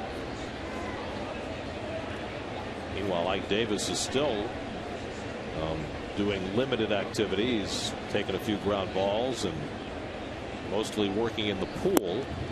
So he's still quite a ways away from coming back as well. That's why you can never assume. I assumed that he would be back from that injury very quickly. And I think today, Sunday, is kind of an off day for the rehab program down in Port St. Lucie. Rollins takes off for second, and he'll make it on the short wild pitch. The first wild pitch of the season for John Neese. Well, the curveball in the dirt. Nice job by Josh Tolley getting in front of that baseball. Could not keep it in front of him enough to throw Rollins out of second, but great anticipation by Jimmy. And of course, if you're down by 7 runs, you know you better make it if you're going to try to go. Valdez taking all the way, and it's 1-2. Wilson Valdez, of course, played for the Mets a couple of years ago. Did a pretty nice job in a limited role, but was given a much more important role with the Phillies when Jimmy Rollins got hurt last year, and again this year when Chase Utley was down. Who knew he could pitch? It's sharply, but right at Tejada. Rollins will have to hold because he wasn't sure if that would get caught in the air. And so Valdez is out, and Rollins holds at second. That's a play, though, that Jimmy's got a chance to. That was a pretty big hop. I know that you freeze as soon as the ball's in the air, but well, I guess if you're unsure, always go back because you're still in scoring position. And the last thing you want is to get thrown out of third. Although I doubt with a 7-run lead that Tejada would have thrown to third. But in any event, 2 out, Rollins still at second, and here's Polanco, who drove in the only Phillies run with a single in the third. Rollins stealing third, so trying to make up for the base that he didn't advance. Rollins with 2 out with his team down by 7 runs, trying to steal third. Well, I will tell you that you talk to some of the Philadelphia Phillies people that watch Jimmy play every day, and they'll be he takes his at-bats very seriously, takes his defense very seriously, but his base running's been kind of suspect. Some hustle, some over-hustle. Well, they had the problem last year with Jason Worth. Don't you remember? He got picked off second about 10 times. And he's coming up and in, and maybe that's a reaction to Rollins running on the last pitch. Rollins running, or how about the pitch to Reyes earlier in the game? If that's what the intent was, well played, Mr. Neese. part of the game that the Mets have not always been proficient in the last number of years. So on that count, it's good to see. Rollins runs again. Toley's throw. Turner wasn't covering, and Rollins gets the stolen base. Well, he was bound and determined to get to third. Now, you're probably saying to yourself, what's Turner doing not covering? This is not a bad play by Justin Turner. You know why? Hold your position. Playing your position and getting the out on a ground ball, much more important than making the tag play on Rollins. 11th stolen base for Rollins. 2-1 the count to Polanco. And the curveball down for ball 3. I mean, you would feel awful as a third baseman if you hustled in there and made that, trying to make that play, and a simple ground ball went to your left.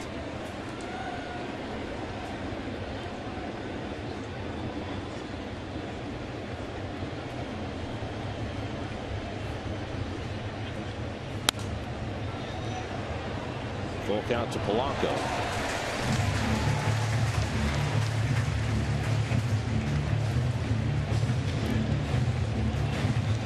Well, Neese has pitched a fine game, but he's already up to 88 pitches working in the 5th inning.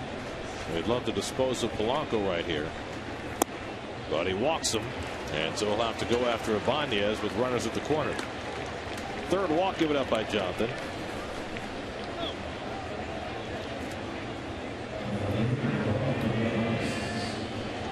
Well, unlike Ryan Howard, who struggled this season so far against lefties, but had that big hit against Tim Burdick yesterday, Raul Ibanez has been very good against the left-handed pitching.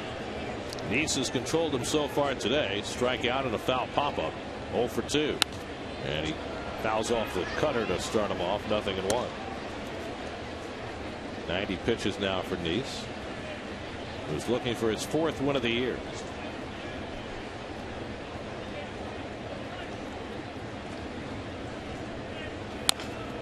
And it's 0-2.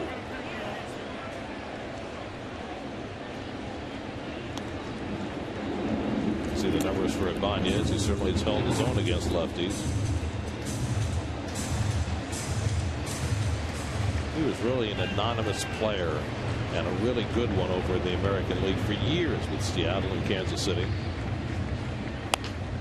And the comebacker, and Neese with nice extension to get it. Side retired. A hit, a walk, and 2 left. We're halfway through at Citi Field. 8-1 New York.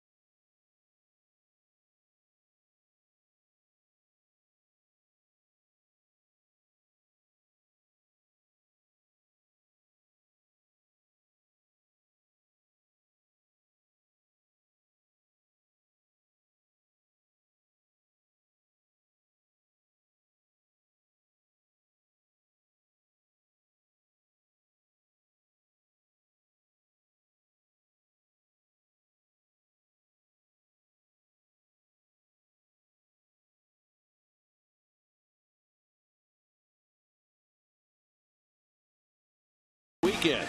Stay on top of what's going on in the world with Jim Watkins and the Pix 11 News. Tonight at 6 and 10 on Pix 11. Josh Toley's had a good day at the plate. He leads off in the home 5th inning against Kyle Kendrick. Toley singled to right center and drove in a run in the first, and then he doubled down the right field line to drive in a pair in the second. The 3 RBIs matched Josh's career high. So it's been a nice turn of events for Toley. His last 3 at bats now, he's 3 for 3 with 4 runs batted in. Ruben Tejada on deck, and then John Neese in the home 5th against Kendrick, who starts his 2nd inning of relief. And Toley hits that one up the middle, and he's 3 for 3. And Josh has had a lot of time off recently. Ronnie Polino getting 4 of the last 6 starts. So he's had time to work on his hitting, and he's having himself a fine day today. But a lot of the Met hitters, May included, Josh Toley, who felt like they were close. And all they needed is one of those games, because you have to have some positive affirmation at some point. The only positive affirmation for big league hitters are hits.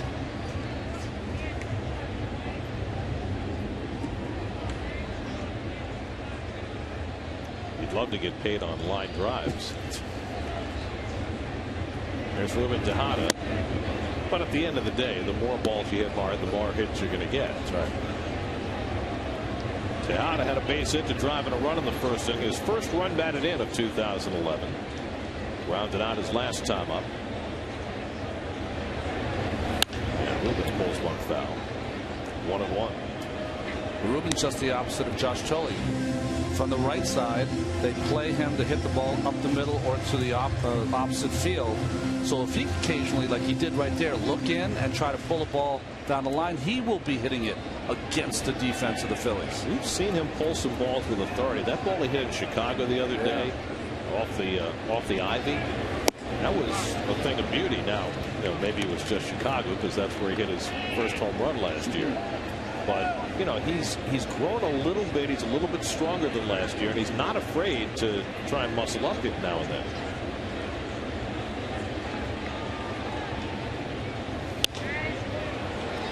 Shallow right center. Martinez coming on, and he gets there to make the catch. 1 out.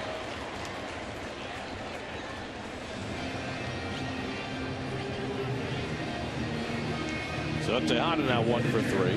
And now John Neese, who has hit a comebacker and struck out 0 for 2. You know, when I look out at Kyle Kendrick, you think about he's been relegated to the bullpen, but when the Phillies started their good run in 2007, he played such a huge role. 10 wins in 2007, joining the team late, 11 in 2008, their championship year.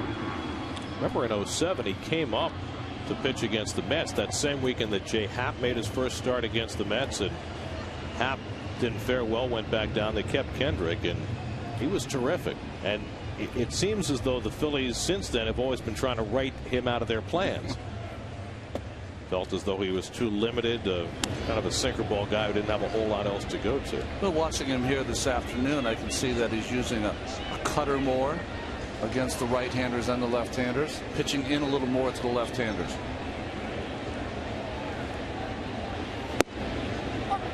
It's easy to get left behind when you're on a staff that's accumulated as much talent as the Phillies have. You're going to have to redefine yourself. Jose Reyes on deck. Toley at first and 1 out. And there's a strike. And he's down looking for the second out. Second strikeout for Kendrick.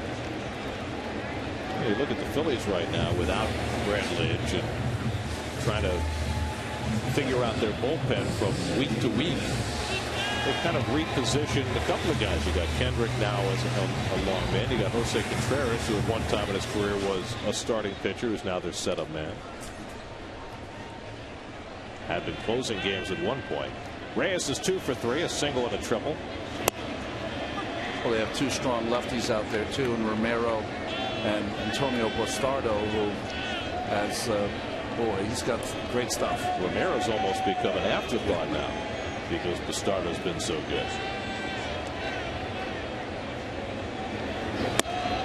Reyes takes another pitch in tight, 1-1. Well, we've listened, you and I, to see the multi-hit games for Reyes. 52 games, 26 multi-hit games. Listen to Terry Collins saying that you know, you can't complain about the people you have hurt. People you bring in have to do the job. I think the Phillies have done that as well as anyone the past few seasons. Well, they've had plenty of injuries to key personnel, including, you know, Utley being out for the long term this year. It's in the first 7 weeks. They had Ruiz out on the disabled list for a few weeks, and he's crucial for them. Reyes yanks one into right field. Francisco back. It's over his head and into the Mo zone. Totally digging for third. He's being waved around. It's another triple for Jose Reyes. He is just unbelievable. Behind in the count this time, and he drilled it over Francisco's head. Well, trying to come inside with that fastball, Reyes is going to have here none of it. One hops, Mo zone, and of course after that, no words needed.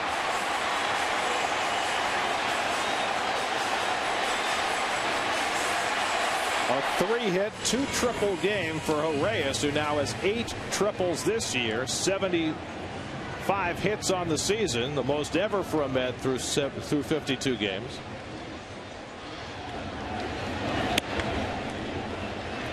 I mean, we have seen Reyes in 06 and 07 have himself special years, but this is the best he's ever been.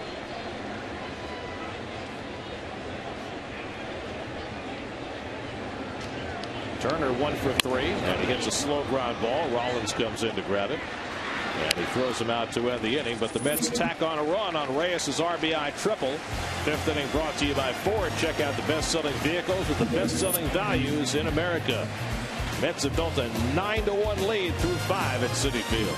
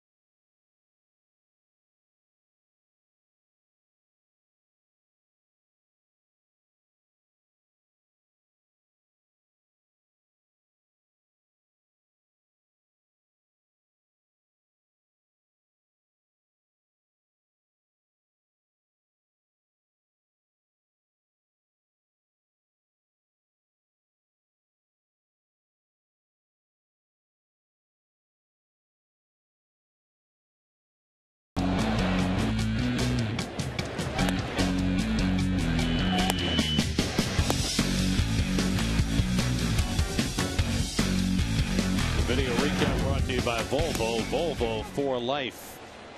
John Neese now has a 9-1 lead as we start the 6th inning. Ben Francisco has walked and struck out 0 for 1. And he hits one right at Reyes. And well back in the hole, he throws out Francisco, 1 away.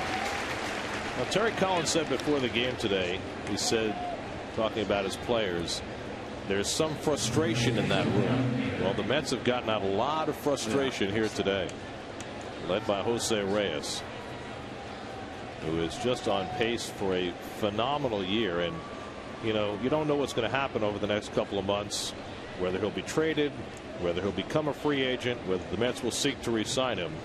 What I do know is that every day that goes by, the price goes up. because he has been just spectacular. Mayberry takes a curveball inside for ball one. Jose Contreras doing his exercises. Mayberry twice has hit the ball on the ground. He's 0 for 2. Ball and a strike. By the way, that's Reyes' third 2-triple game this year. Wow. Some guys go their whole career without getting a 2-triple game. He's never had 3 triples in a game. Only one Met has ever done that. Lance Johnson? Doug Flynn. That's right. That's right. I should know that one. Doug Flynn, who was one of the 4 players the Mets acquired when they dealt Tom Seaver away in 1977. You know the story about that, right? They got Pat Zachary, who had been Rookie of the Year with the Reds. They got Steve Henderson, up and coming young hitter, who turned out to be a pretty good player. They got Doug Flynn, a nifty fielder. The general manager at the time for the Mets was Joe McDonald. Danny Norman too, right? Well, okay. And Joe's son, Jody, who's now a talk show host, both New York and Philly, said to his dad, "There's this kid in the Reds farm system named Dan Norman. You got to get him, Dad." I shot the clown. Sorry. And that's how Dan Norman became part of that deal. Young Jody making trades at age 10. I saw Dan Norman hit a home run in spring training at Al Lang Field, and the night before I had seen the Mets play. I was in college at the time, and you had a young right-hander, Tim Leary, was pitching that night. And I'll never forget, after that game, I said, well, this is not the league for me. I'm not going to be able to throw like he can throw. But Norman the next day hit a home run deep into left field there. There was kind of like a shed or something, or a house at Al Lang Field, if I remember, and he hit it over that. We brought up Tim Leary's name the other day when we were in Chicago on that brutally cold day. He hurt his arm. 82?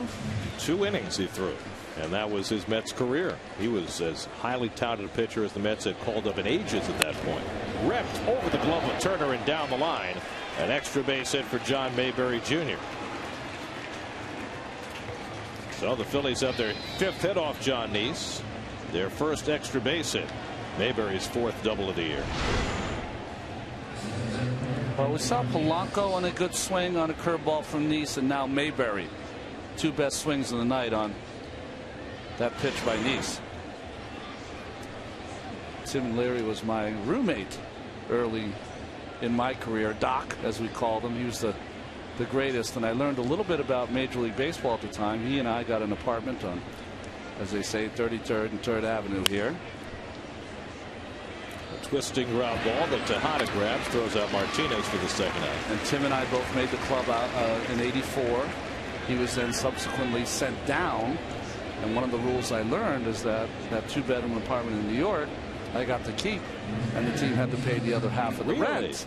That's how the rules were in those days. So I was, let's just say, I was styling. It's pretty sweet. That's right. Dane Sardine at the batter. Well, you know, Tim's Mets career got short-circuited that cold day in Chicago, but he came back and had himself a pretty nice run, especially with the Dodgers. He had a fantastic year in '88 with them. Not only, I believe he won the Silver Slugger that year for the Dodgers. See J.C. Romero up. And I want to say he won 17 games that season, 17 or 18 games.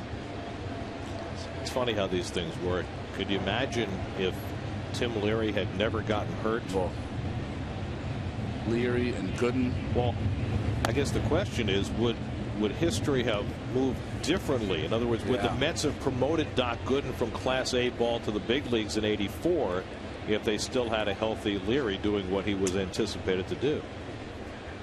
Would they have? I would have said yes. The only reason I say yes is that the person that Doc had in his corner had seen him pitch that season where he struck out 300, Davey Johnson, who is now the manager, and he is the one that fought for Dwight, and that's why Dwight made the team. Because he pitched in the playoffs for Tidewater after pitching an 8-ball that year. But let me ask you another question. Okay, so Doc would have come up. Would they have made the trade for Bobby Ojeda after the '85 There you go. The more you talk about Leary at his prime and Gooden coming up, I might have not found a place in that staff.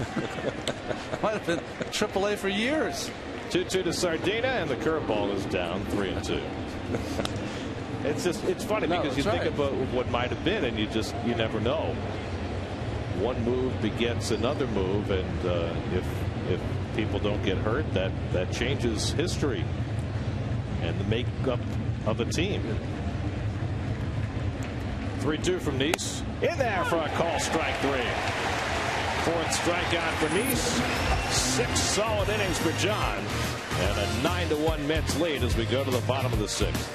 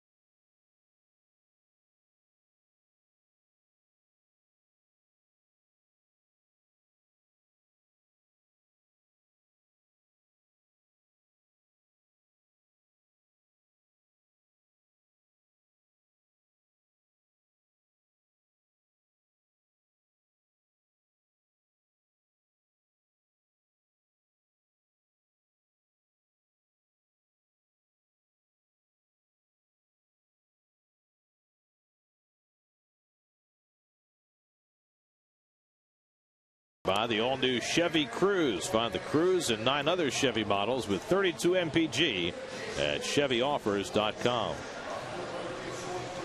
This tour of Citi Field is brought to you by Citi. What's your story? Citibank can help you write it. By the way, I love our shots today of the stadium from different angles. And you know what? When the weather's this nice, there are no bad shots. That's right. Wow. This is a beautiful ballpark on a gorgeous day. A perfect place to be on Memorial Day weekend. It's been a rough week for the Mets in so many respects, but you know what? Once the game starts, everything melts away. That's right. Carlos Beltran leads off in the home 6th inning. Mets with a 9-1 lead. Carlos doubled and scored back in the 2nd. Kyle Kendrick starts his 3rd inning of relief. He's given up a run on 2 hits after Vance Worley got torched for 8 runs and 12 hits over the first 3 innings. It'll be Beltran, Bay, and Murphy for the Mets in the bottom of the 6th. And he rips one, and Mayberry makes a nice grab for the first out. Mayberry learning on the job at first base. He must be. This is every ball hit to me is a bullet. Well, he had the one that Tolle hit off his glove that went down the line. He had the one that was hit in front of him that he knocked down by Murphy. That was a nice step in the right direction. And now this one to his right that he catches. Here's Bay, and he takes a strike. Jason 2 for 3, pair of singles and 2 runs scored today.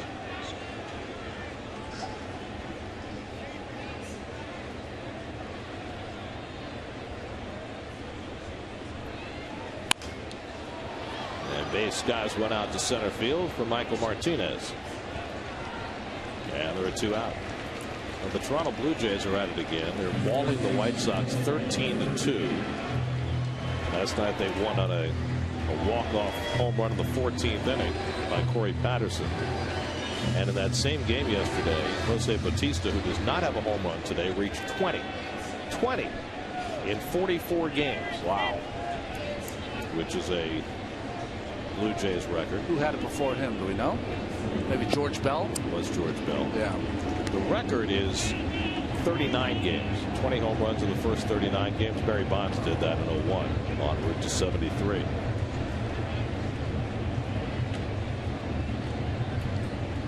Murphy's 2 for 3. He's driven in a run and scored 2. By the way, there's no action in the Mets bullpen, so John Neese looks like he's coming out for the 7th. 109 pitches deep. He's one of those guys, though, on the staff that can throw 125, 130 pitches. Remember, a shortened start his last start. Well, last night Mike Pelfrey got pulled with 2 out in the 8th with 116 pitches. And I know you agree with me that that was the right move at the right time. Well, for the folks out there that are screaming and yelling.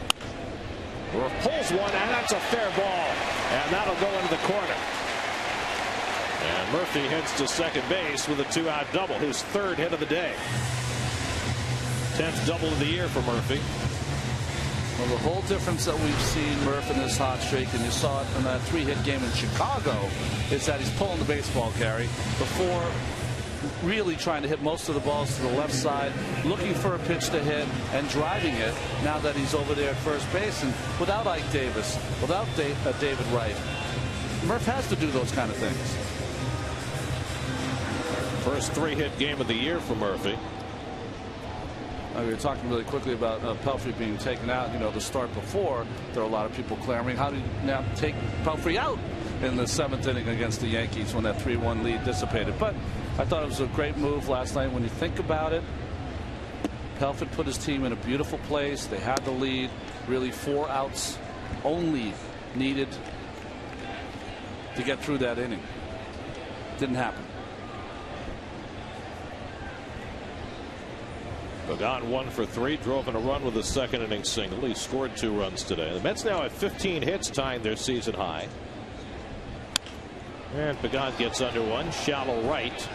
Ranging in is Francisco, and that retires the side. 6 in the books now at Citi Field, with the Mets up 9-1.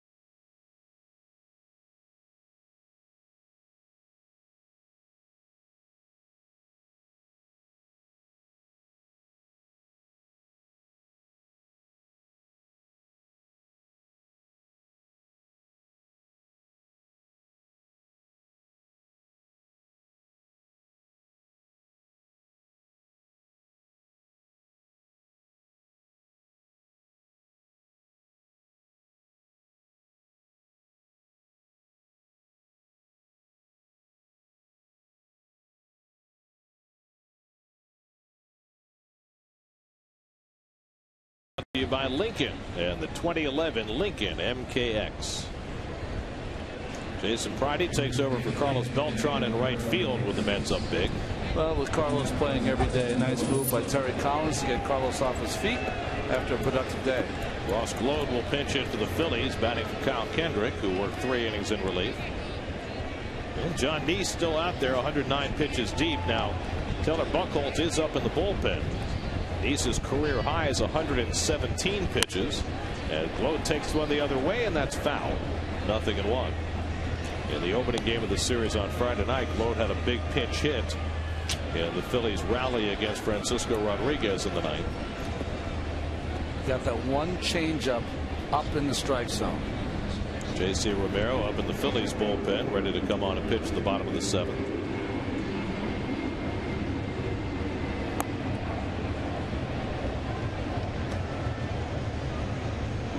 So Terry Collins and Dan Warthen keeping an eye on Nice, hoping to get him through the 7th.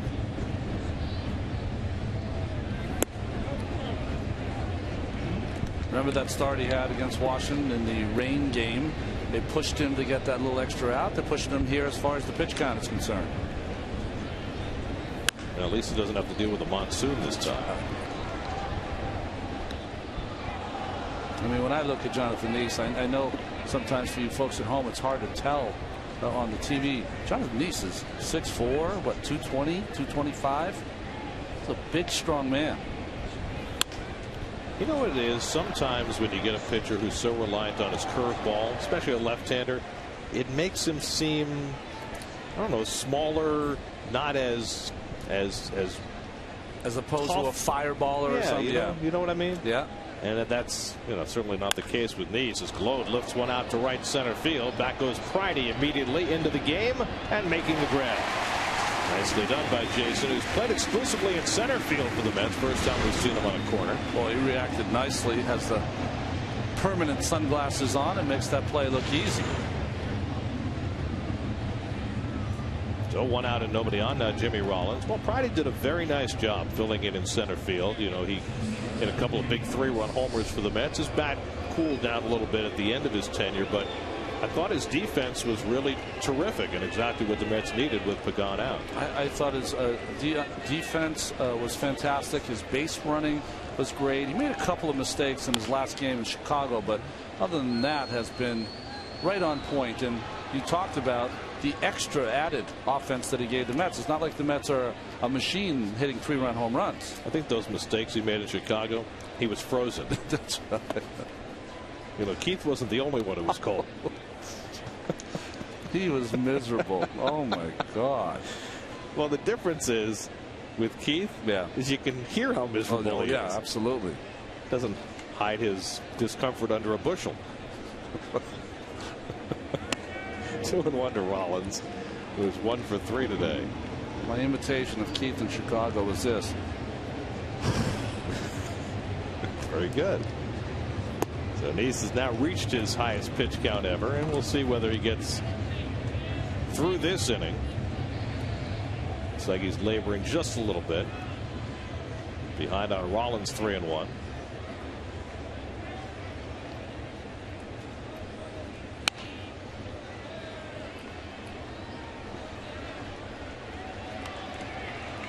You have the luxury in this kind of game that even with the pitch count at 120, the ball to strike ratio, that as a pitcher you're taught always to throw to the corners. This is one time when you throw it right down the middle and take your chances that the big ballpark will help you.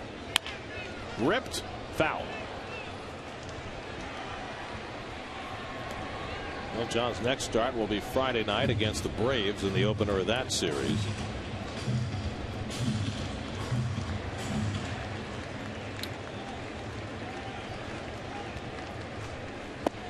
And there's ball 4 to Rollins, and that should be it for John Nice. And here comes Terry Collins up the dugout steps. 4th walk of the game for John. So after 122 pitches and with a 9-1 lead, John's day is probably done, and Taylor Buchholz will come on to replace him.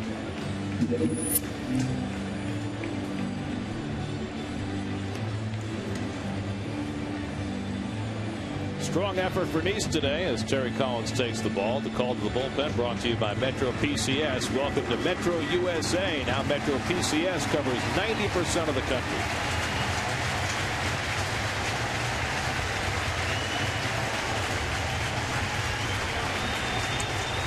Those were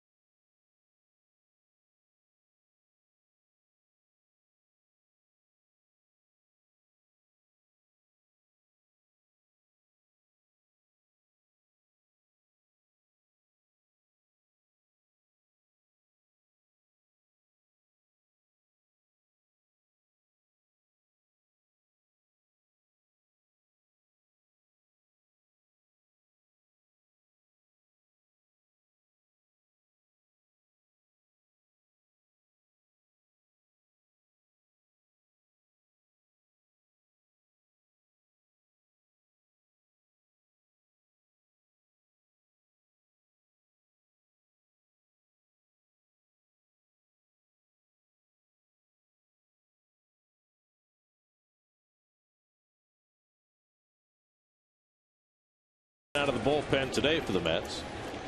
To see Taylor's numbers so far this year, he's pitched well against Philadelphia. Team, I believe he is originally with the Phillies. Taylor, when he comes in the game, features that good curveball. Well, there you see what the Mets bullpen has done these last 5 games. After a great run the previous 28, it's been pretty ugly. Buchholz's been part of that. He's given up a run in 3 of his last 4 outings. Wilson Valdez, first man to face him, and he takes a strike. The Mets have given up 25 runs in 14 2/3 innings out of the bullpen the last 5 games. And over that span, opponents hitting .455.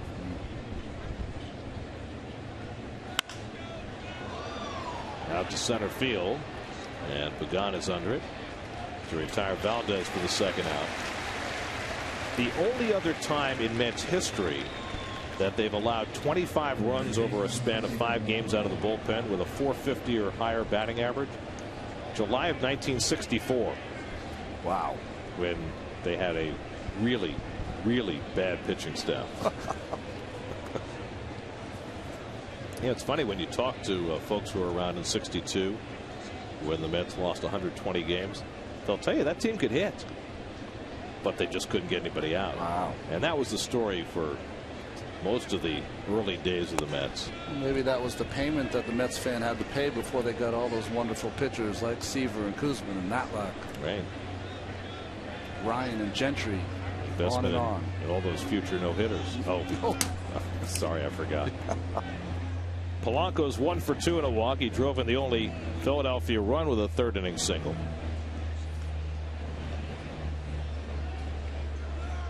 There goes Rollins again. Well, Jimmy Rollins picks up his 2nd stolen base of the game, both of them coming with his team many runs behind. Well, if you're not going to throw over and just think that Jimmy's going to stay there, I guess he's going to take the base. Not even close. 12 stolen bases for the year. It strikes me as stat padding. Like hitting the end of regulation, hitting a 3-pointer when you're ahead by 12. Toward the middle of the diamond, Reyes runs it down nicely and throws out Polanco. Well, Reyes adds to his big day. John Deese gives up just an unearned run in his 6 1/3 inning. It's the 7th inning.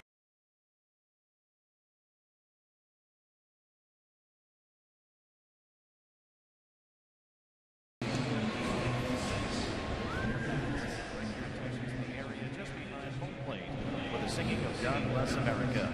Please welcome Leanne Weiss as we honor all of the heroic men and women who keep our beautiful nation safe and free.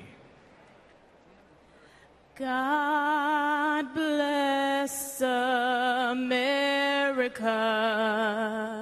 land that I love.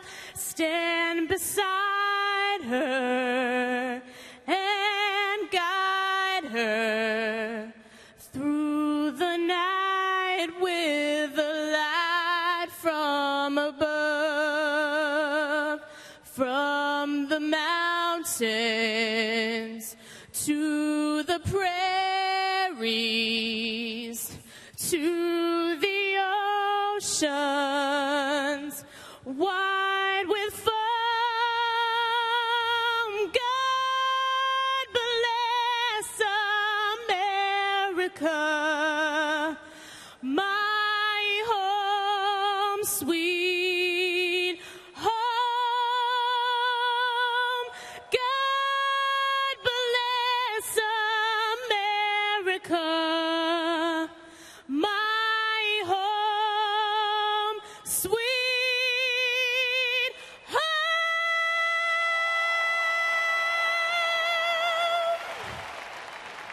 Ladies and gentlemen, Leanne Weiss.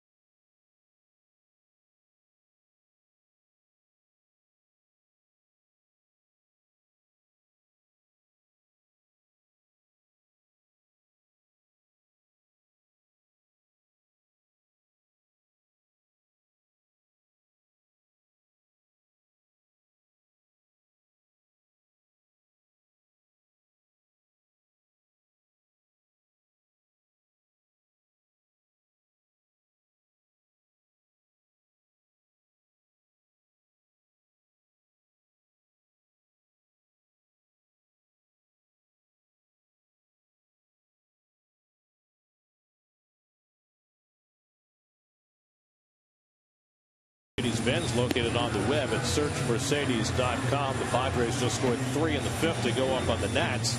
That's the first time in 12 games that the Padres have scored more than 3 runs.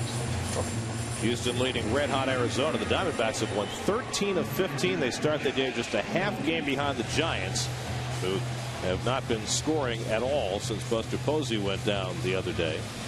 Pirates and Cubs just underway. Pirates are coming here tomorrow. Cardinals off to a fast start on a John Jay home run in the first inning in Colorado after the Rockies slaughtered them 15-4 yesterday. John Jay, Bronx kid for the Cardinals? I think he is. Josh Tolley's 3 for 3 today. J.C. Romero on the mound, and Tolley pops the first pitch up in foul ground. And Sardino watches it go out of play. That's J.C. Romero. Only 18 games this season. Suffered with some injuries. You can see those numbers. Left-handed hitters, 294. That is not the norm. Romero usually dominates the left-handed hitters. Spent some time on the disabled list earlier this year with a calf injury. He's been back about 3 weeks. But since coming back has been supplanted as the primary lefty by Antonio Bastardo. 1-1 to Tolley, who now has hits in each of his last 4 at-bats dating back to Thursday's game in Chicago. So a breakout for Tolley, who needed this badly.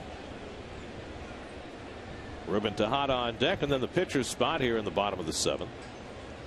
And Josh fouls one at the plate, and it's 1-2. I always wanted to ask, as you see Ruben Tejada, J.C. Romero, if he was a fan of John Franco, because when I see him out there sometimes, I see some similarities, you know, really confidence, and throws that changeup like John used to throw. Wilson Valdez down to a knee, throws out Tolley. First time Josh has been retired today. 1 out in the home 7th. I see what you're talking about. The way he comes out of his stretch, he's got kind of the same delivery. Yeah, just that firing at the plate with his whole body, and then the kind of walking around like I'm getting you out today. I don't know if you know that. It's a strut. Yes. Johnny had a strut.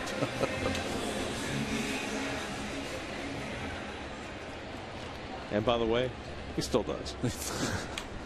Well, 400 and something saves. You can have a strut the rest of your life. Ruben Tejada 1 for 3, singled in a run back in the first.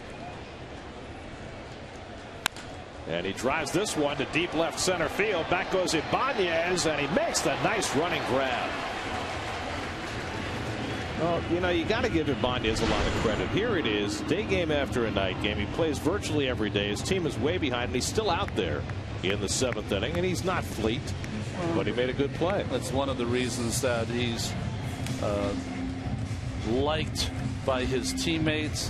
He's always been one of those guys that everyone who's ever played with him says, boy, he's just a great teammate. And he has a history, Gary, of playing in 162, a couple seasons for, I think, Kansas City. Did that in Seattle also. Well, Taylor Buchholz is taking a turn at bat for the Mets. A rare at bat for a relief pitcher. He has had 1 at bat so far this year.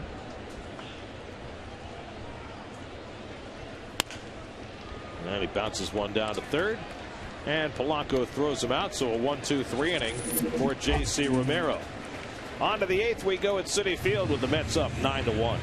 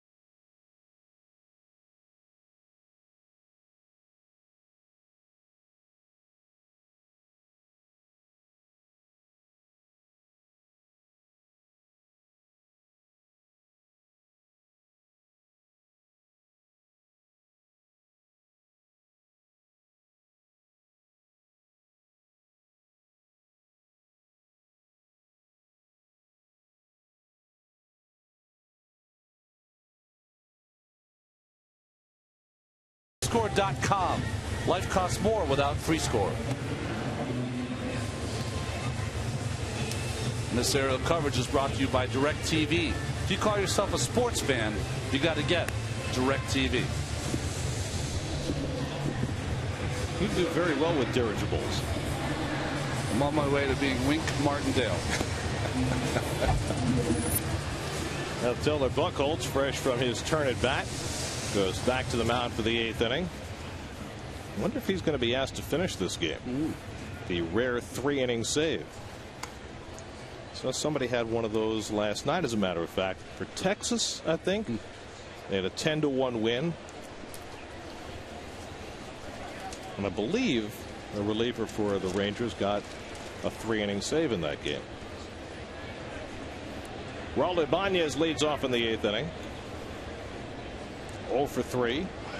Now facing a right-hander for the first time today. And he takes a strike.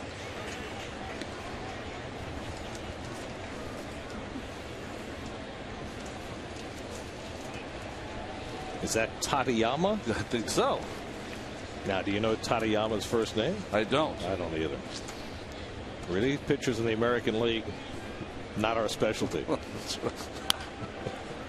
0-2 to Ibanez. You know what happened in that game, though, for Texas? They had back-to-back-to-back home runs, and the third of the back-to-back-to-back home runs hit by Endy Chavez. His first home run since coming back from the knee injury. Pirates coming in for a 4-game series. Very nice. Got to raise the Jolly Rogers. Right. Here's the 0-2. And Ibanez fouls it back.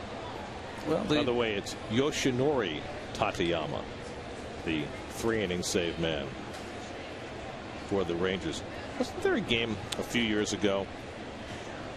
Somebody scored 30 runs and there was a save in that game. That's right. It was it was against the Baltimore Orioles, or was the Baltimore Orioles? Was that Texas Rangers. also? That was Texas. Yeah. I mean, that's the silliest rule there could possibly be. I mean, there's got to be a differential limit put in to that 3-inning save rule.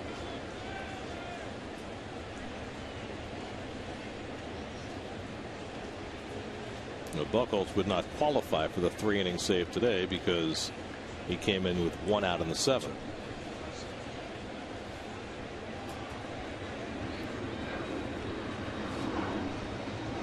One-two to Ibanez, and he drills this one deep right field, right down the line, and that's gone into the Pepsi porch. Ibanez with his 7th home run of the year. So he's happy he stayed in the game. Well, I think it takes a special person and special concentration to play in a 9-1 game, playing every day, a 19-inning game less than a week ago, and not giving away at bats, as Mr. Hernandez always talks about. I mean, this is a guy who's going to turn 39 years old in a few days. And he's out there playing every day, and as you say, day game after a night game, 9-1 game. Making a running catch in the outfield and now taking one deep. By the way, that was a bomb.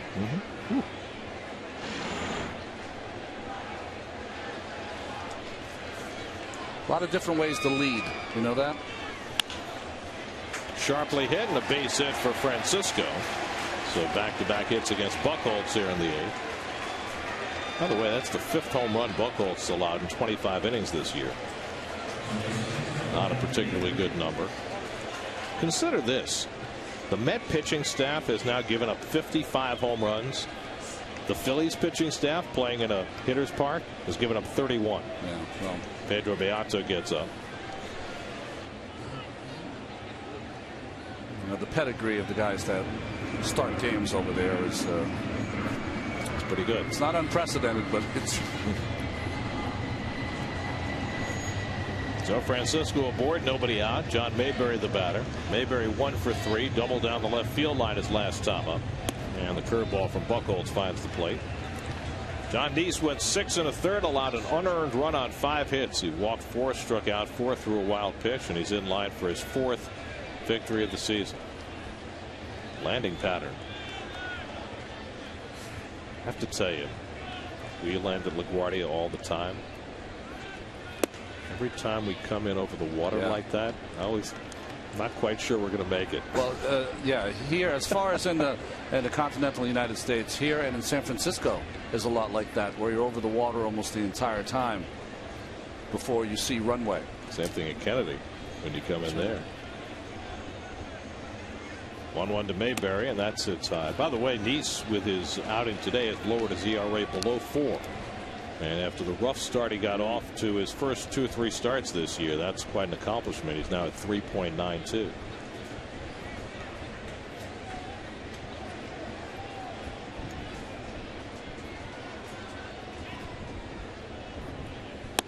And a nice looking fastball from Buchholz to get even at 2-2. I think the most difficult thing for a pitcher like Taylor in this kind of game is that he's a curveball pitcher. That's his greatest weapon. And when you have such a big lead like this, there's a temptation to make sure you throw more fastballs, and you don't want to get into that rut because that curveball is how he makes his living. And that curveball strikes out Mayberry for the first out of the inning. You know, it's such a contrast in curveballs watching Nice's and now watching Buchholz. Well, Buchholz has a little later break on it, and it's a little tighter than Jonathan Nice's. Jonathan, of course, is a big looping curveball, 12-6 variety. You don't see a lot of guys with hard curves the way Buchholz throws his. You know, when he throws it at the top of his game, reminds me a little bit of David Cohn's breaking ball. Here's Michael Martinez, who fouls it off. You know, the other guy I think of when I see a curveball like that is Darryl Kyle. There, that's right. Have that hard curveball.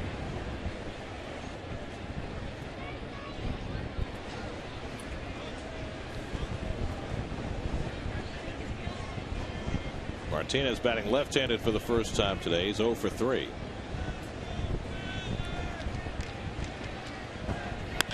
And he cracks this one to center, but right at Pagan. Didn't have to move an inch. 2 out. Well, there's life after a 5-inning stint in a 19-inning game for Danny Baez. And he is getting ready to pitch for the Phillies. You know, I was thinking of curveballs, Gary. I remember in his day at his prime when he was saving games for the Orioles, he had the combination of the big, huge curveball and the speed on the curveball was Greg Olson. Greg Olson was fantastic because he had that huge drop. There's Dane Sardina, who's 1 for 3. When I watched Greg Olson, the guy who he reminded me of was Burt Blylock. Yeah, that's right. With that big 12-6 curveball. Burt's going in the Hall of Fame this year. Good for him. That is going to be some kind of speech, by the way. It'll be fun to listen to.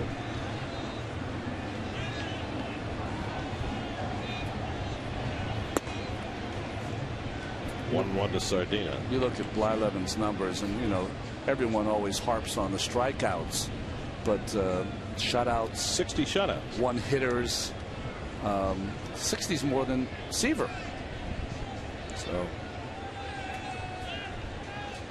And 287 wins for a guy who pitched for some good teams, but also pitched for some really bad teams. 2-1 to Sardina. He was on what, 2 championship teams, 3 maybe, 2. The Bucks of '79, Pirates '79, and then the '87 team, right? Yeah, Twins. Well, it took him a long time to win enough votes, but I think we're all happy he got there because he deserves it.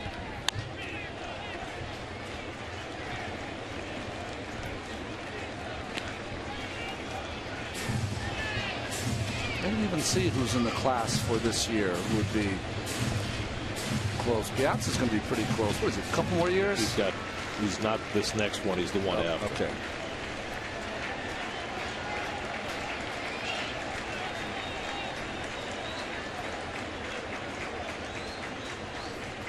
Now the 2-2 and the breaking ball down 3-2. The guy I have been pushing for, who I don't know if he'll ever get elected. In fact, I'm not even sure if he's still eligible at this point, is Tim Raines. Yeah. I mean, anybody who watched Tim Raines play and looks at the scope of his career, I know he wasn't a home run hitter, but I think Rock is an absolute Hall of Famer. How about after having to pitch to him? Hooked in the air to left center field. Bay going back to the track, looking up, and it's off the wall. Francisco scores. Sardina to second with a long double. 2 runs are home in the inning. It's now 9-3. Sardina not missing a 2-run homer by all that much. Dan Worthen heads to the mound. Well, I think if you're Dane Sardina, you have to think as though that one's in my back pocket. That's got to be a home run. Not here. High off the wall. Nobody knows that better than the guy who just played the carom. That's right.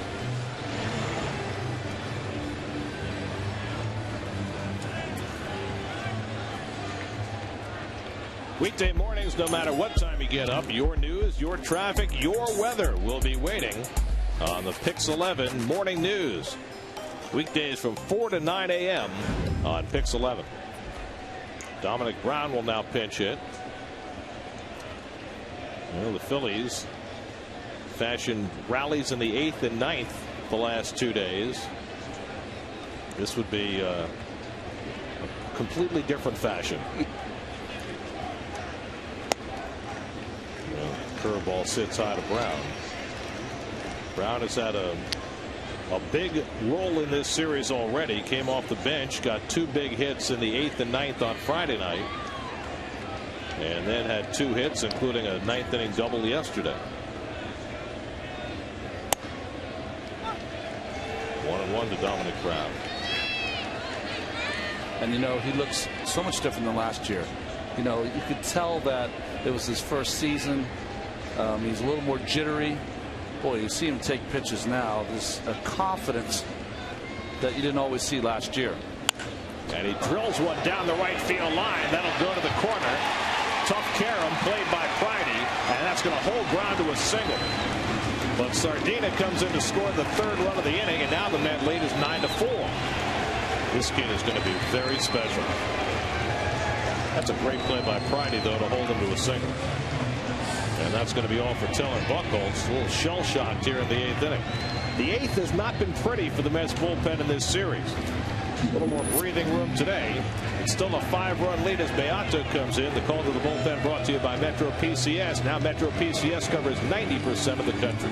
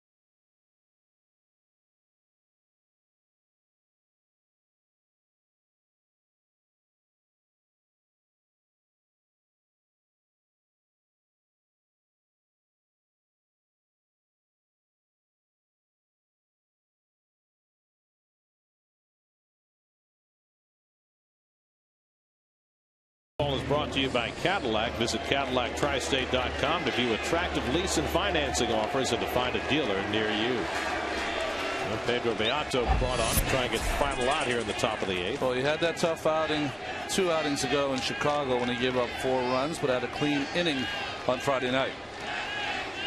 Jimmy Rollins has been on base on an error, a single, and a walk, and he drills one over the head of Murphy and into right field for a hit. Brown with those long strides goes to third. He'll hold up there. The throw goes to second, and Rollins is tagged out. While he stole 2 bases with his team way behind early, this time Rollins' aggressiveness gets him caught with his team down by 5. He's out stretching a single into a double. Jason Priddy with a terrific throw, and Rollins is gunned down to end the inning.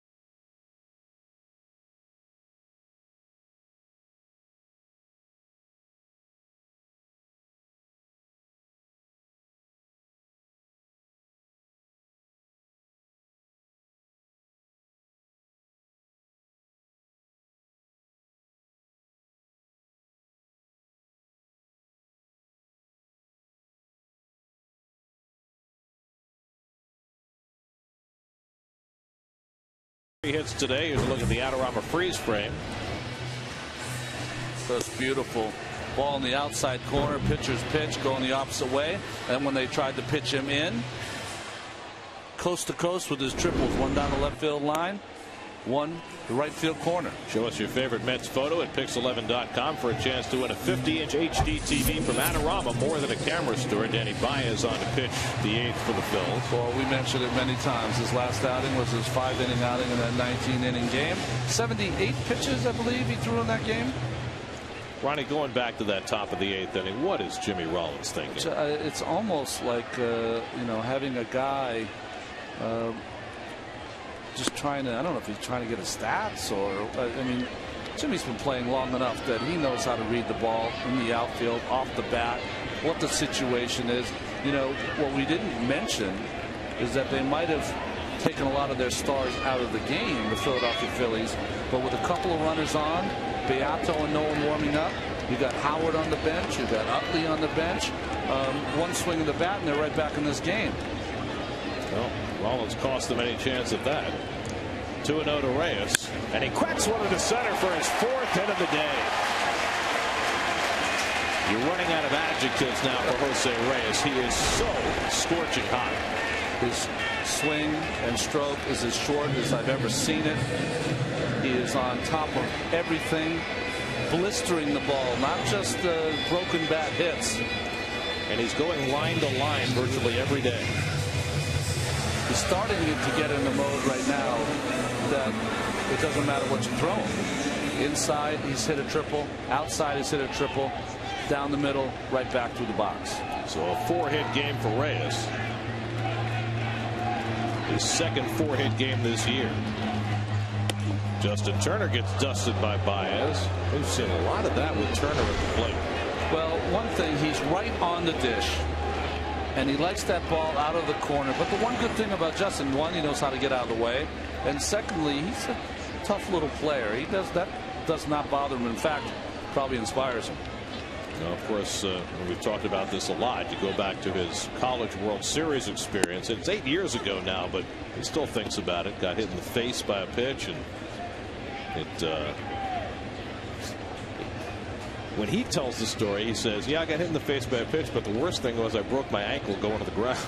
Oh, gee. And nobody knew because I couldn't tell anybody. They were all worried about my face. Well, I will tell you, I was playing the Cape Cod League, and I hit a person pitching in the face, and I requested not to pitch the rest of the summer. I was really affected by it. Broke his cheekbone. It was just awful.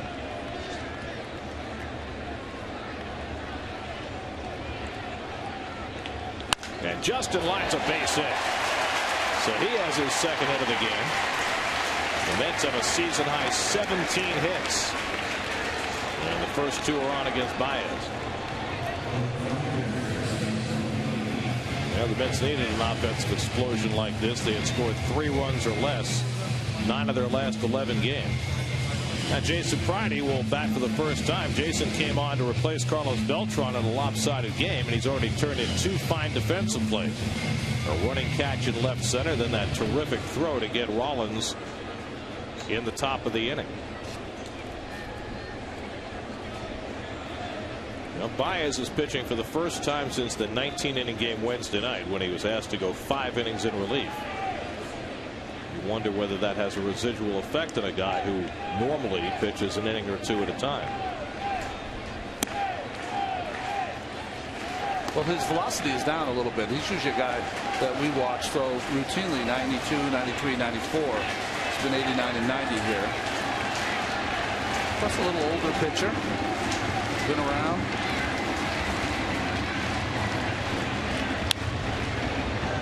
There you go. There's a 93. Still got it. Before he went 5 innings on Wednesday, his longest outing had been 3, and that came a couple of years ago.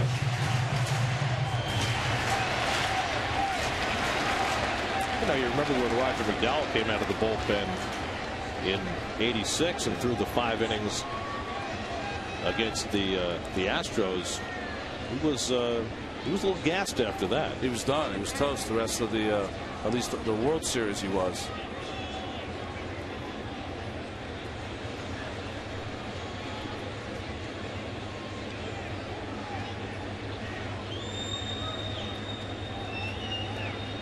One and one to Pridey, getting his first at bat of the series. 2 balls and a strike. You know, the relievers are built for that short, compact point in time where they come in and give all out for the 1-2 outs, maybe an inning plus, and made more like a starting pitcher that night on that 19-inning game.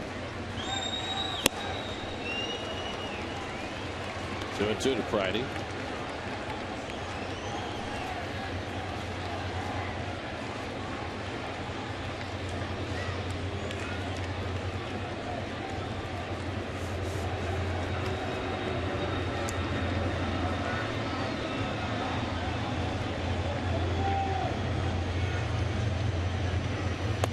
And it gets away from Sardina, and the runners advance to second and third.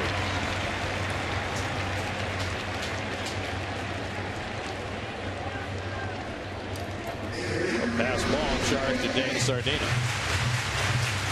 He got crossed up. Boy, absolutely. That's why he's going out to talk to Baez right now. Looks like he was looking for the slider to break in the dirt, and it did not break at all. And now Jimmy Rollins is talking too. Hey, wasn't it second sign? Yes, it was. Why'd you throw a fastball there? No. What would you call a slider? Yes, I did. All right. You can get your catcher hurt there. Yeah, my bad. Sorry. There we go. You can really get him hurt. I mean, if you're as a catcher, if you're looking for a fastball and you get a curve, well, then you just look bad. Yeah. But you're looking for a breaking ball and you get a fastball, you can get hurt. Well, that 4 means nothing. 2-1, 3-2-1. Fastball in. He gave direction. So that tells me he's calling for that breaking ball. And he gets, well, you know what it was? It just was a bad breaking ball. More like a kind of a cutter. Infield in, second and third, and nobody out. 3-2 to Pridey. And he takes inside ball 4, and the bases are loaded. That's the first walk issued today by Philly pitchers who've given up 17 hits.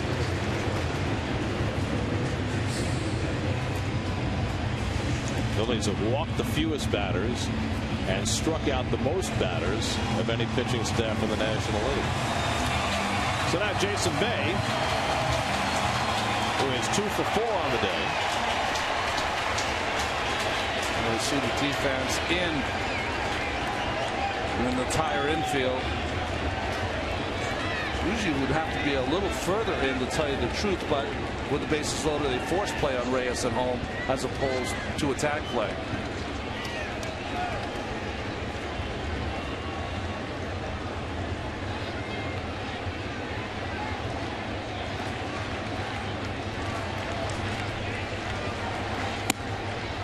And slider off the plate, 1-0.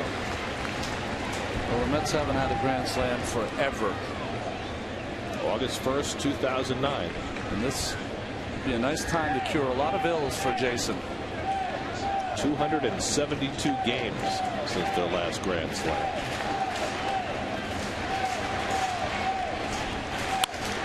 Down to third. Polanco coming home with it. Gets the force there. Sardina to first, not in time.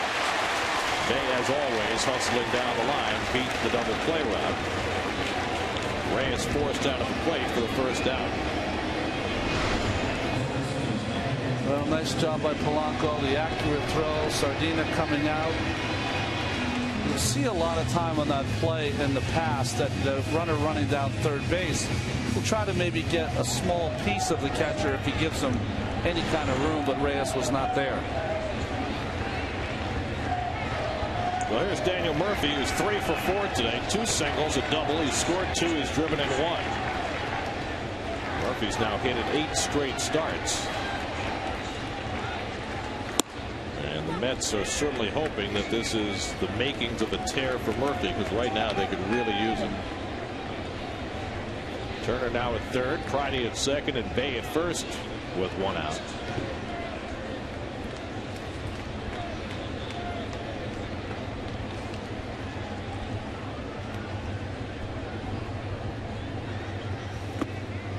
There's a good breaking ball by Baez, and it's 0-2. Angel Pagan on deck.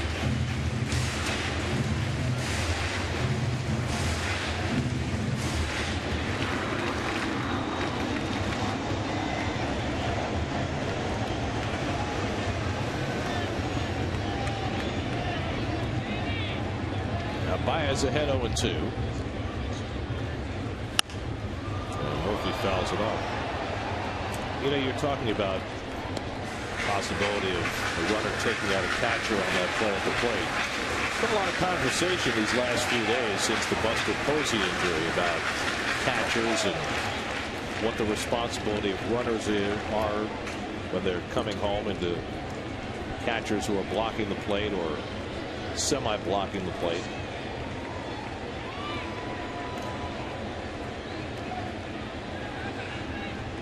And, you know, we saw last year a situation where Nigel Morgan went out of his way to plow a catcher. I didn't think that was really the case with Scott Cousins going after Posey. Well, remember, the game was extra innings. Both teams fighting to scrape a run across. So I think that's what added to that situation. You know, you also have Buster Posey, who's a huge name. That it happened to a second-string catcher, no one would be talking about what happened. But I think the bigger question for me is that a guy as valuable as Buster playing that kind of position, be interesting to see as baseball kind of evolves if the catcher, because the pitching is so important, becomes that guy like Jerry Grody again, where, you know what, we need the catcher to be defensive 90% of the time, and our good hitters that we have as catchers, we might move to the outfield at first base. Well, the irony, of course, is there's the 2-2 pitch to Murphy, and he lines it to short, caught by Rollins, and they double up Pridey. We'll talk more about the subject of catchers and collisions when we come back. So the Mets load them up with nobody out. They don't add to their lead, but they're up 5 going to the 9th.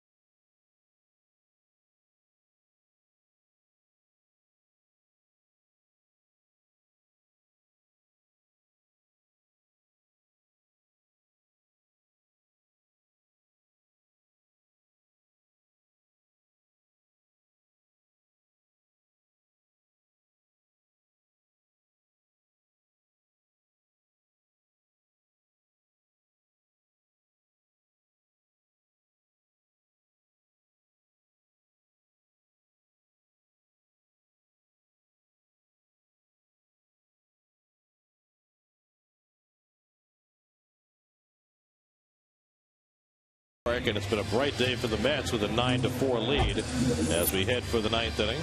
Pedro Beato threw one pitch in the 8th, gave up a hit, but Jimmy Rollins was caught trying to stretch, and so he'll stay on to try and finish things off. Wilson Valdez will lead off. We were talking about the recent conversation about catchers and injuries and players running into them. You know, I was about to say that the irony is that runners run over catchers now less than they ever have. Yes.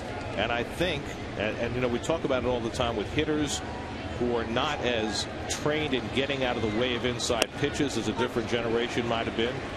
And I wonder whether it's also true of catchers, that they're not as prepared to take hits as catchers of a different generation might have been. Well, you know what's interesting, Gary, is that they've been taught now, in my day, and in most of the time of the history of baseball, catchers would take their mask off when the ball was coming to the plate from the outfielders to prepare and to have that peripheral vision that you need when the runner's bearing down on you from third base. They do not do that anymore, and I think in some strange ways they feel a little invincible by having all that equipment on so they can stay there in the last minute.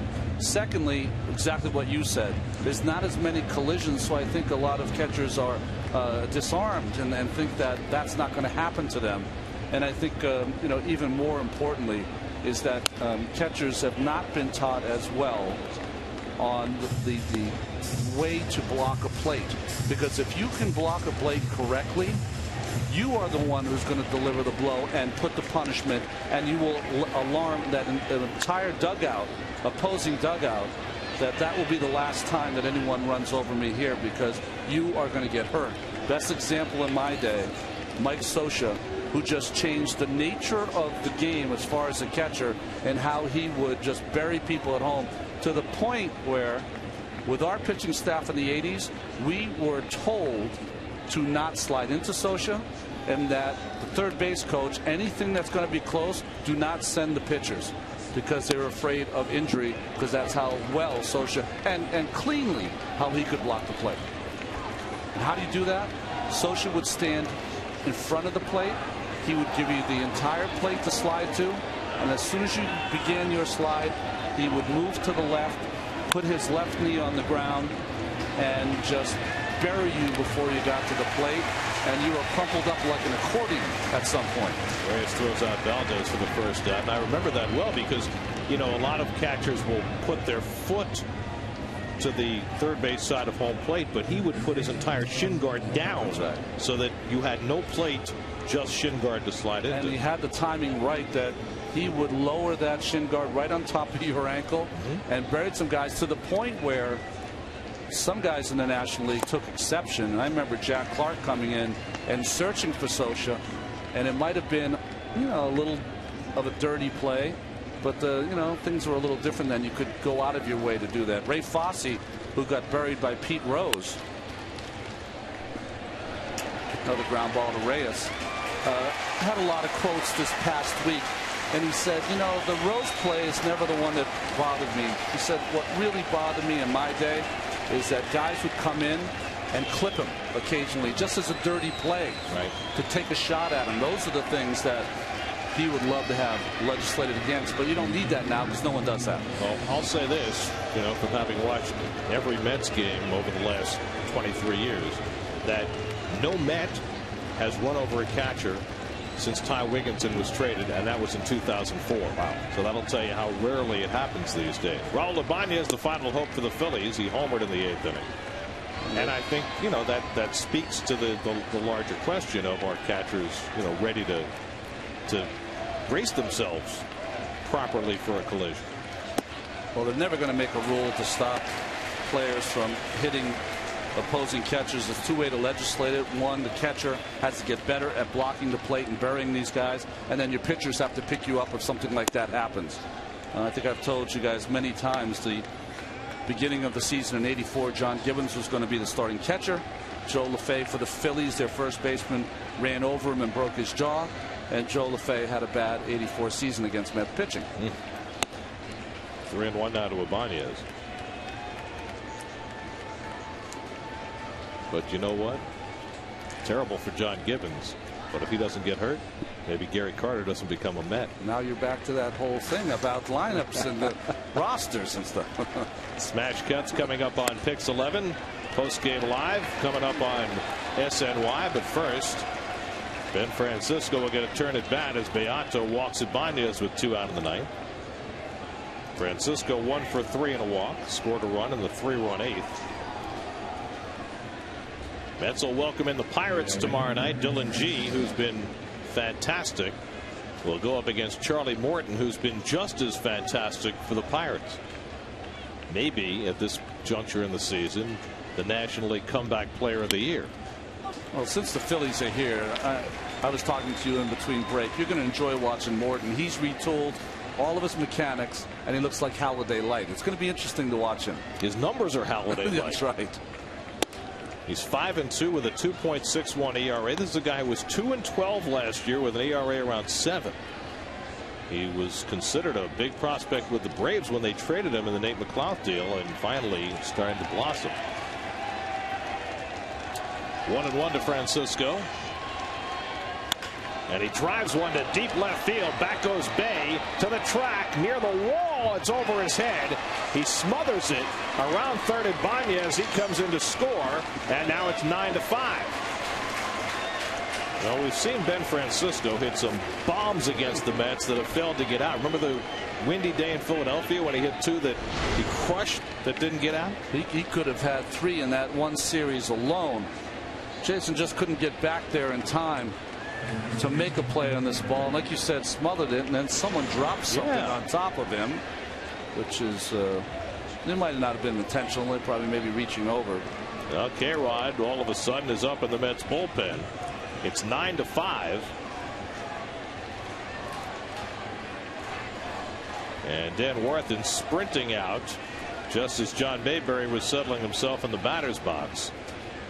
And this is as much to buy time for K-Rod as it is for anything else. You know, this reminds me a little bit, Beato, of Ryota Igarashi last year. Do you remember when he hurt his hamstring?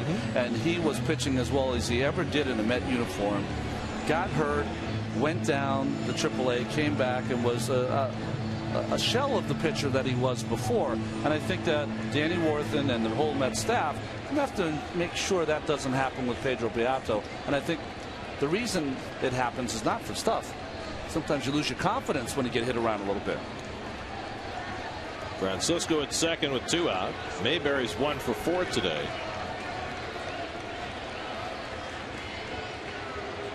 Mets at one time had an 8-0 lead in this game. They scored 4 runs in each of the first 2 innings. It was 9-1 going to the 8th.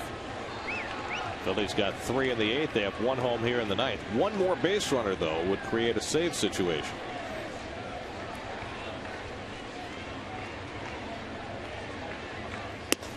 And a fastball strike. That's the best looking one from Beato. 1-1. Chase Utley has come out on deck. He'll pinch hit if Mayberry can keep it going. That's bullpen has now allowed 28 earned runs in the last 7 games. Check swing, and that fastball sits high, and looks like Pedro's finally cutting loose. Yeah, I think one of the things that I see from Pedro is that when he was going at his best, of course, didn't give up those earned runs in his first 18 2/3, I believe. Nothing was, it was knee high or lower, and the ball's up in the strike zone. Which tells me that he might be overthrown. Yeah. So now the Phillies are down to their final strike.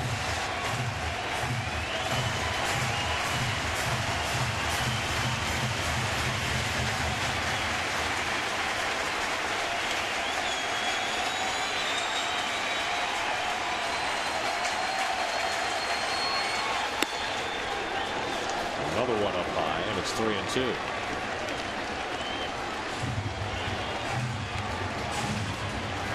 Well, if Mayberry gets on, then K-Rod would be in the game.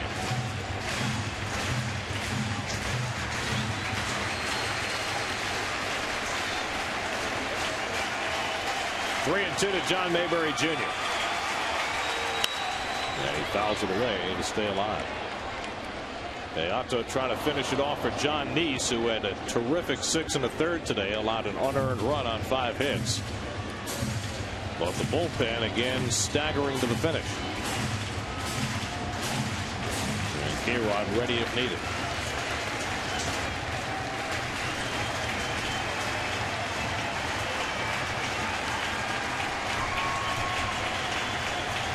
Three-two.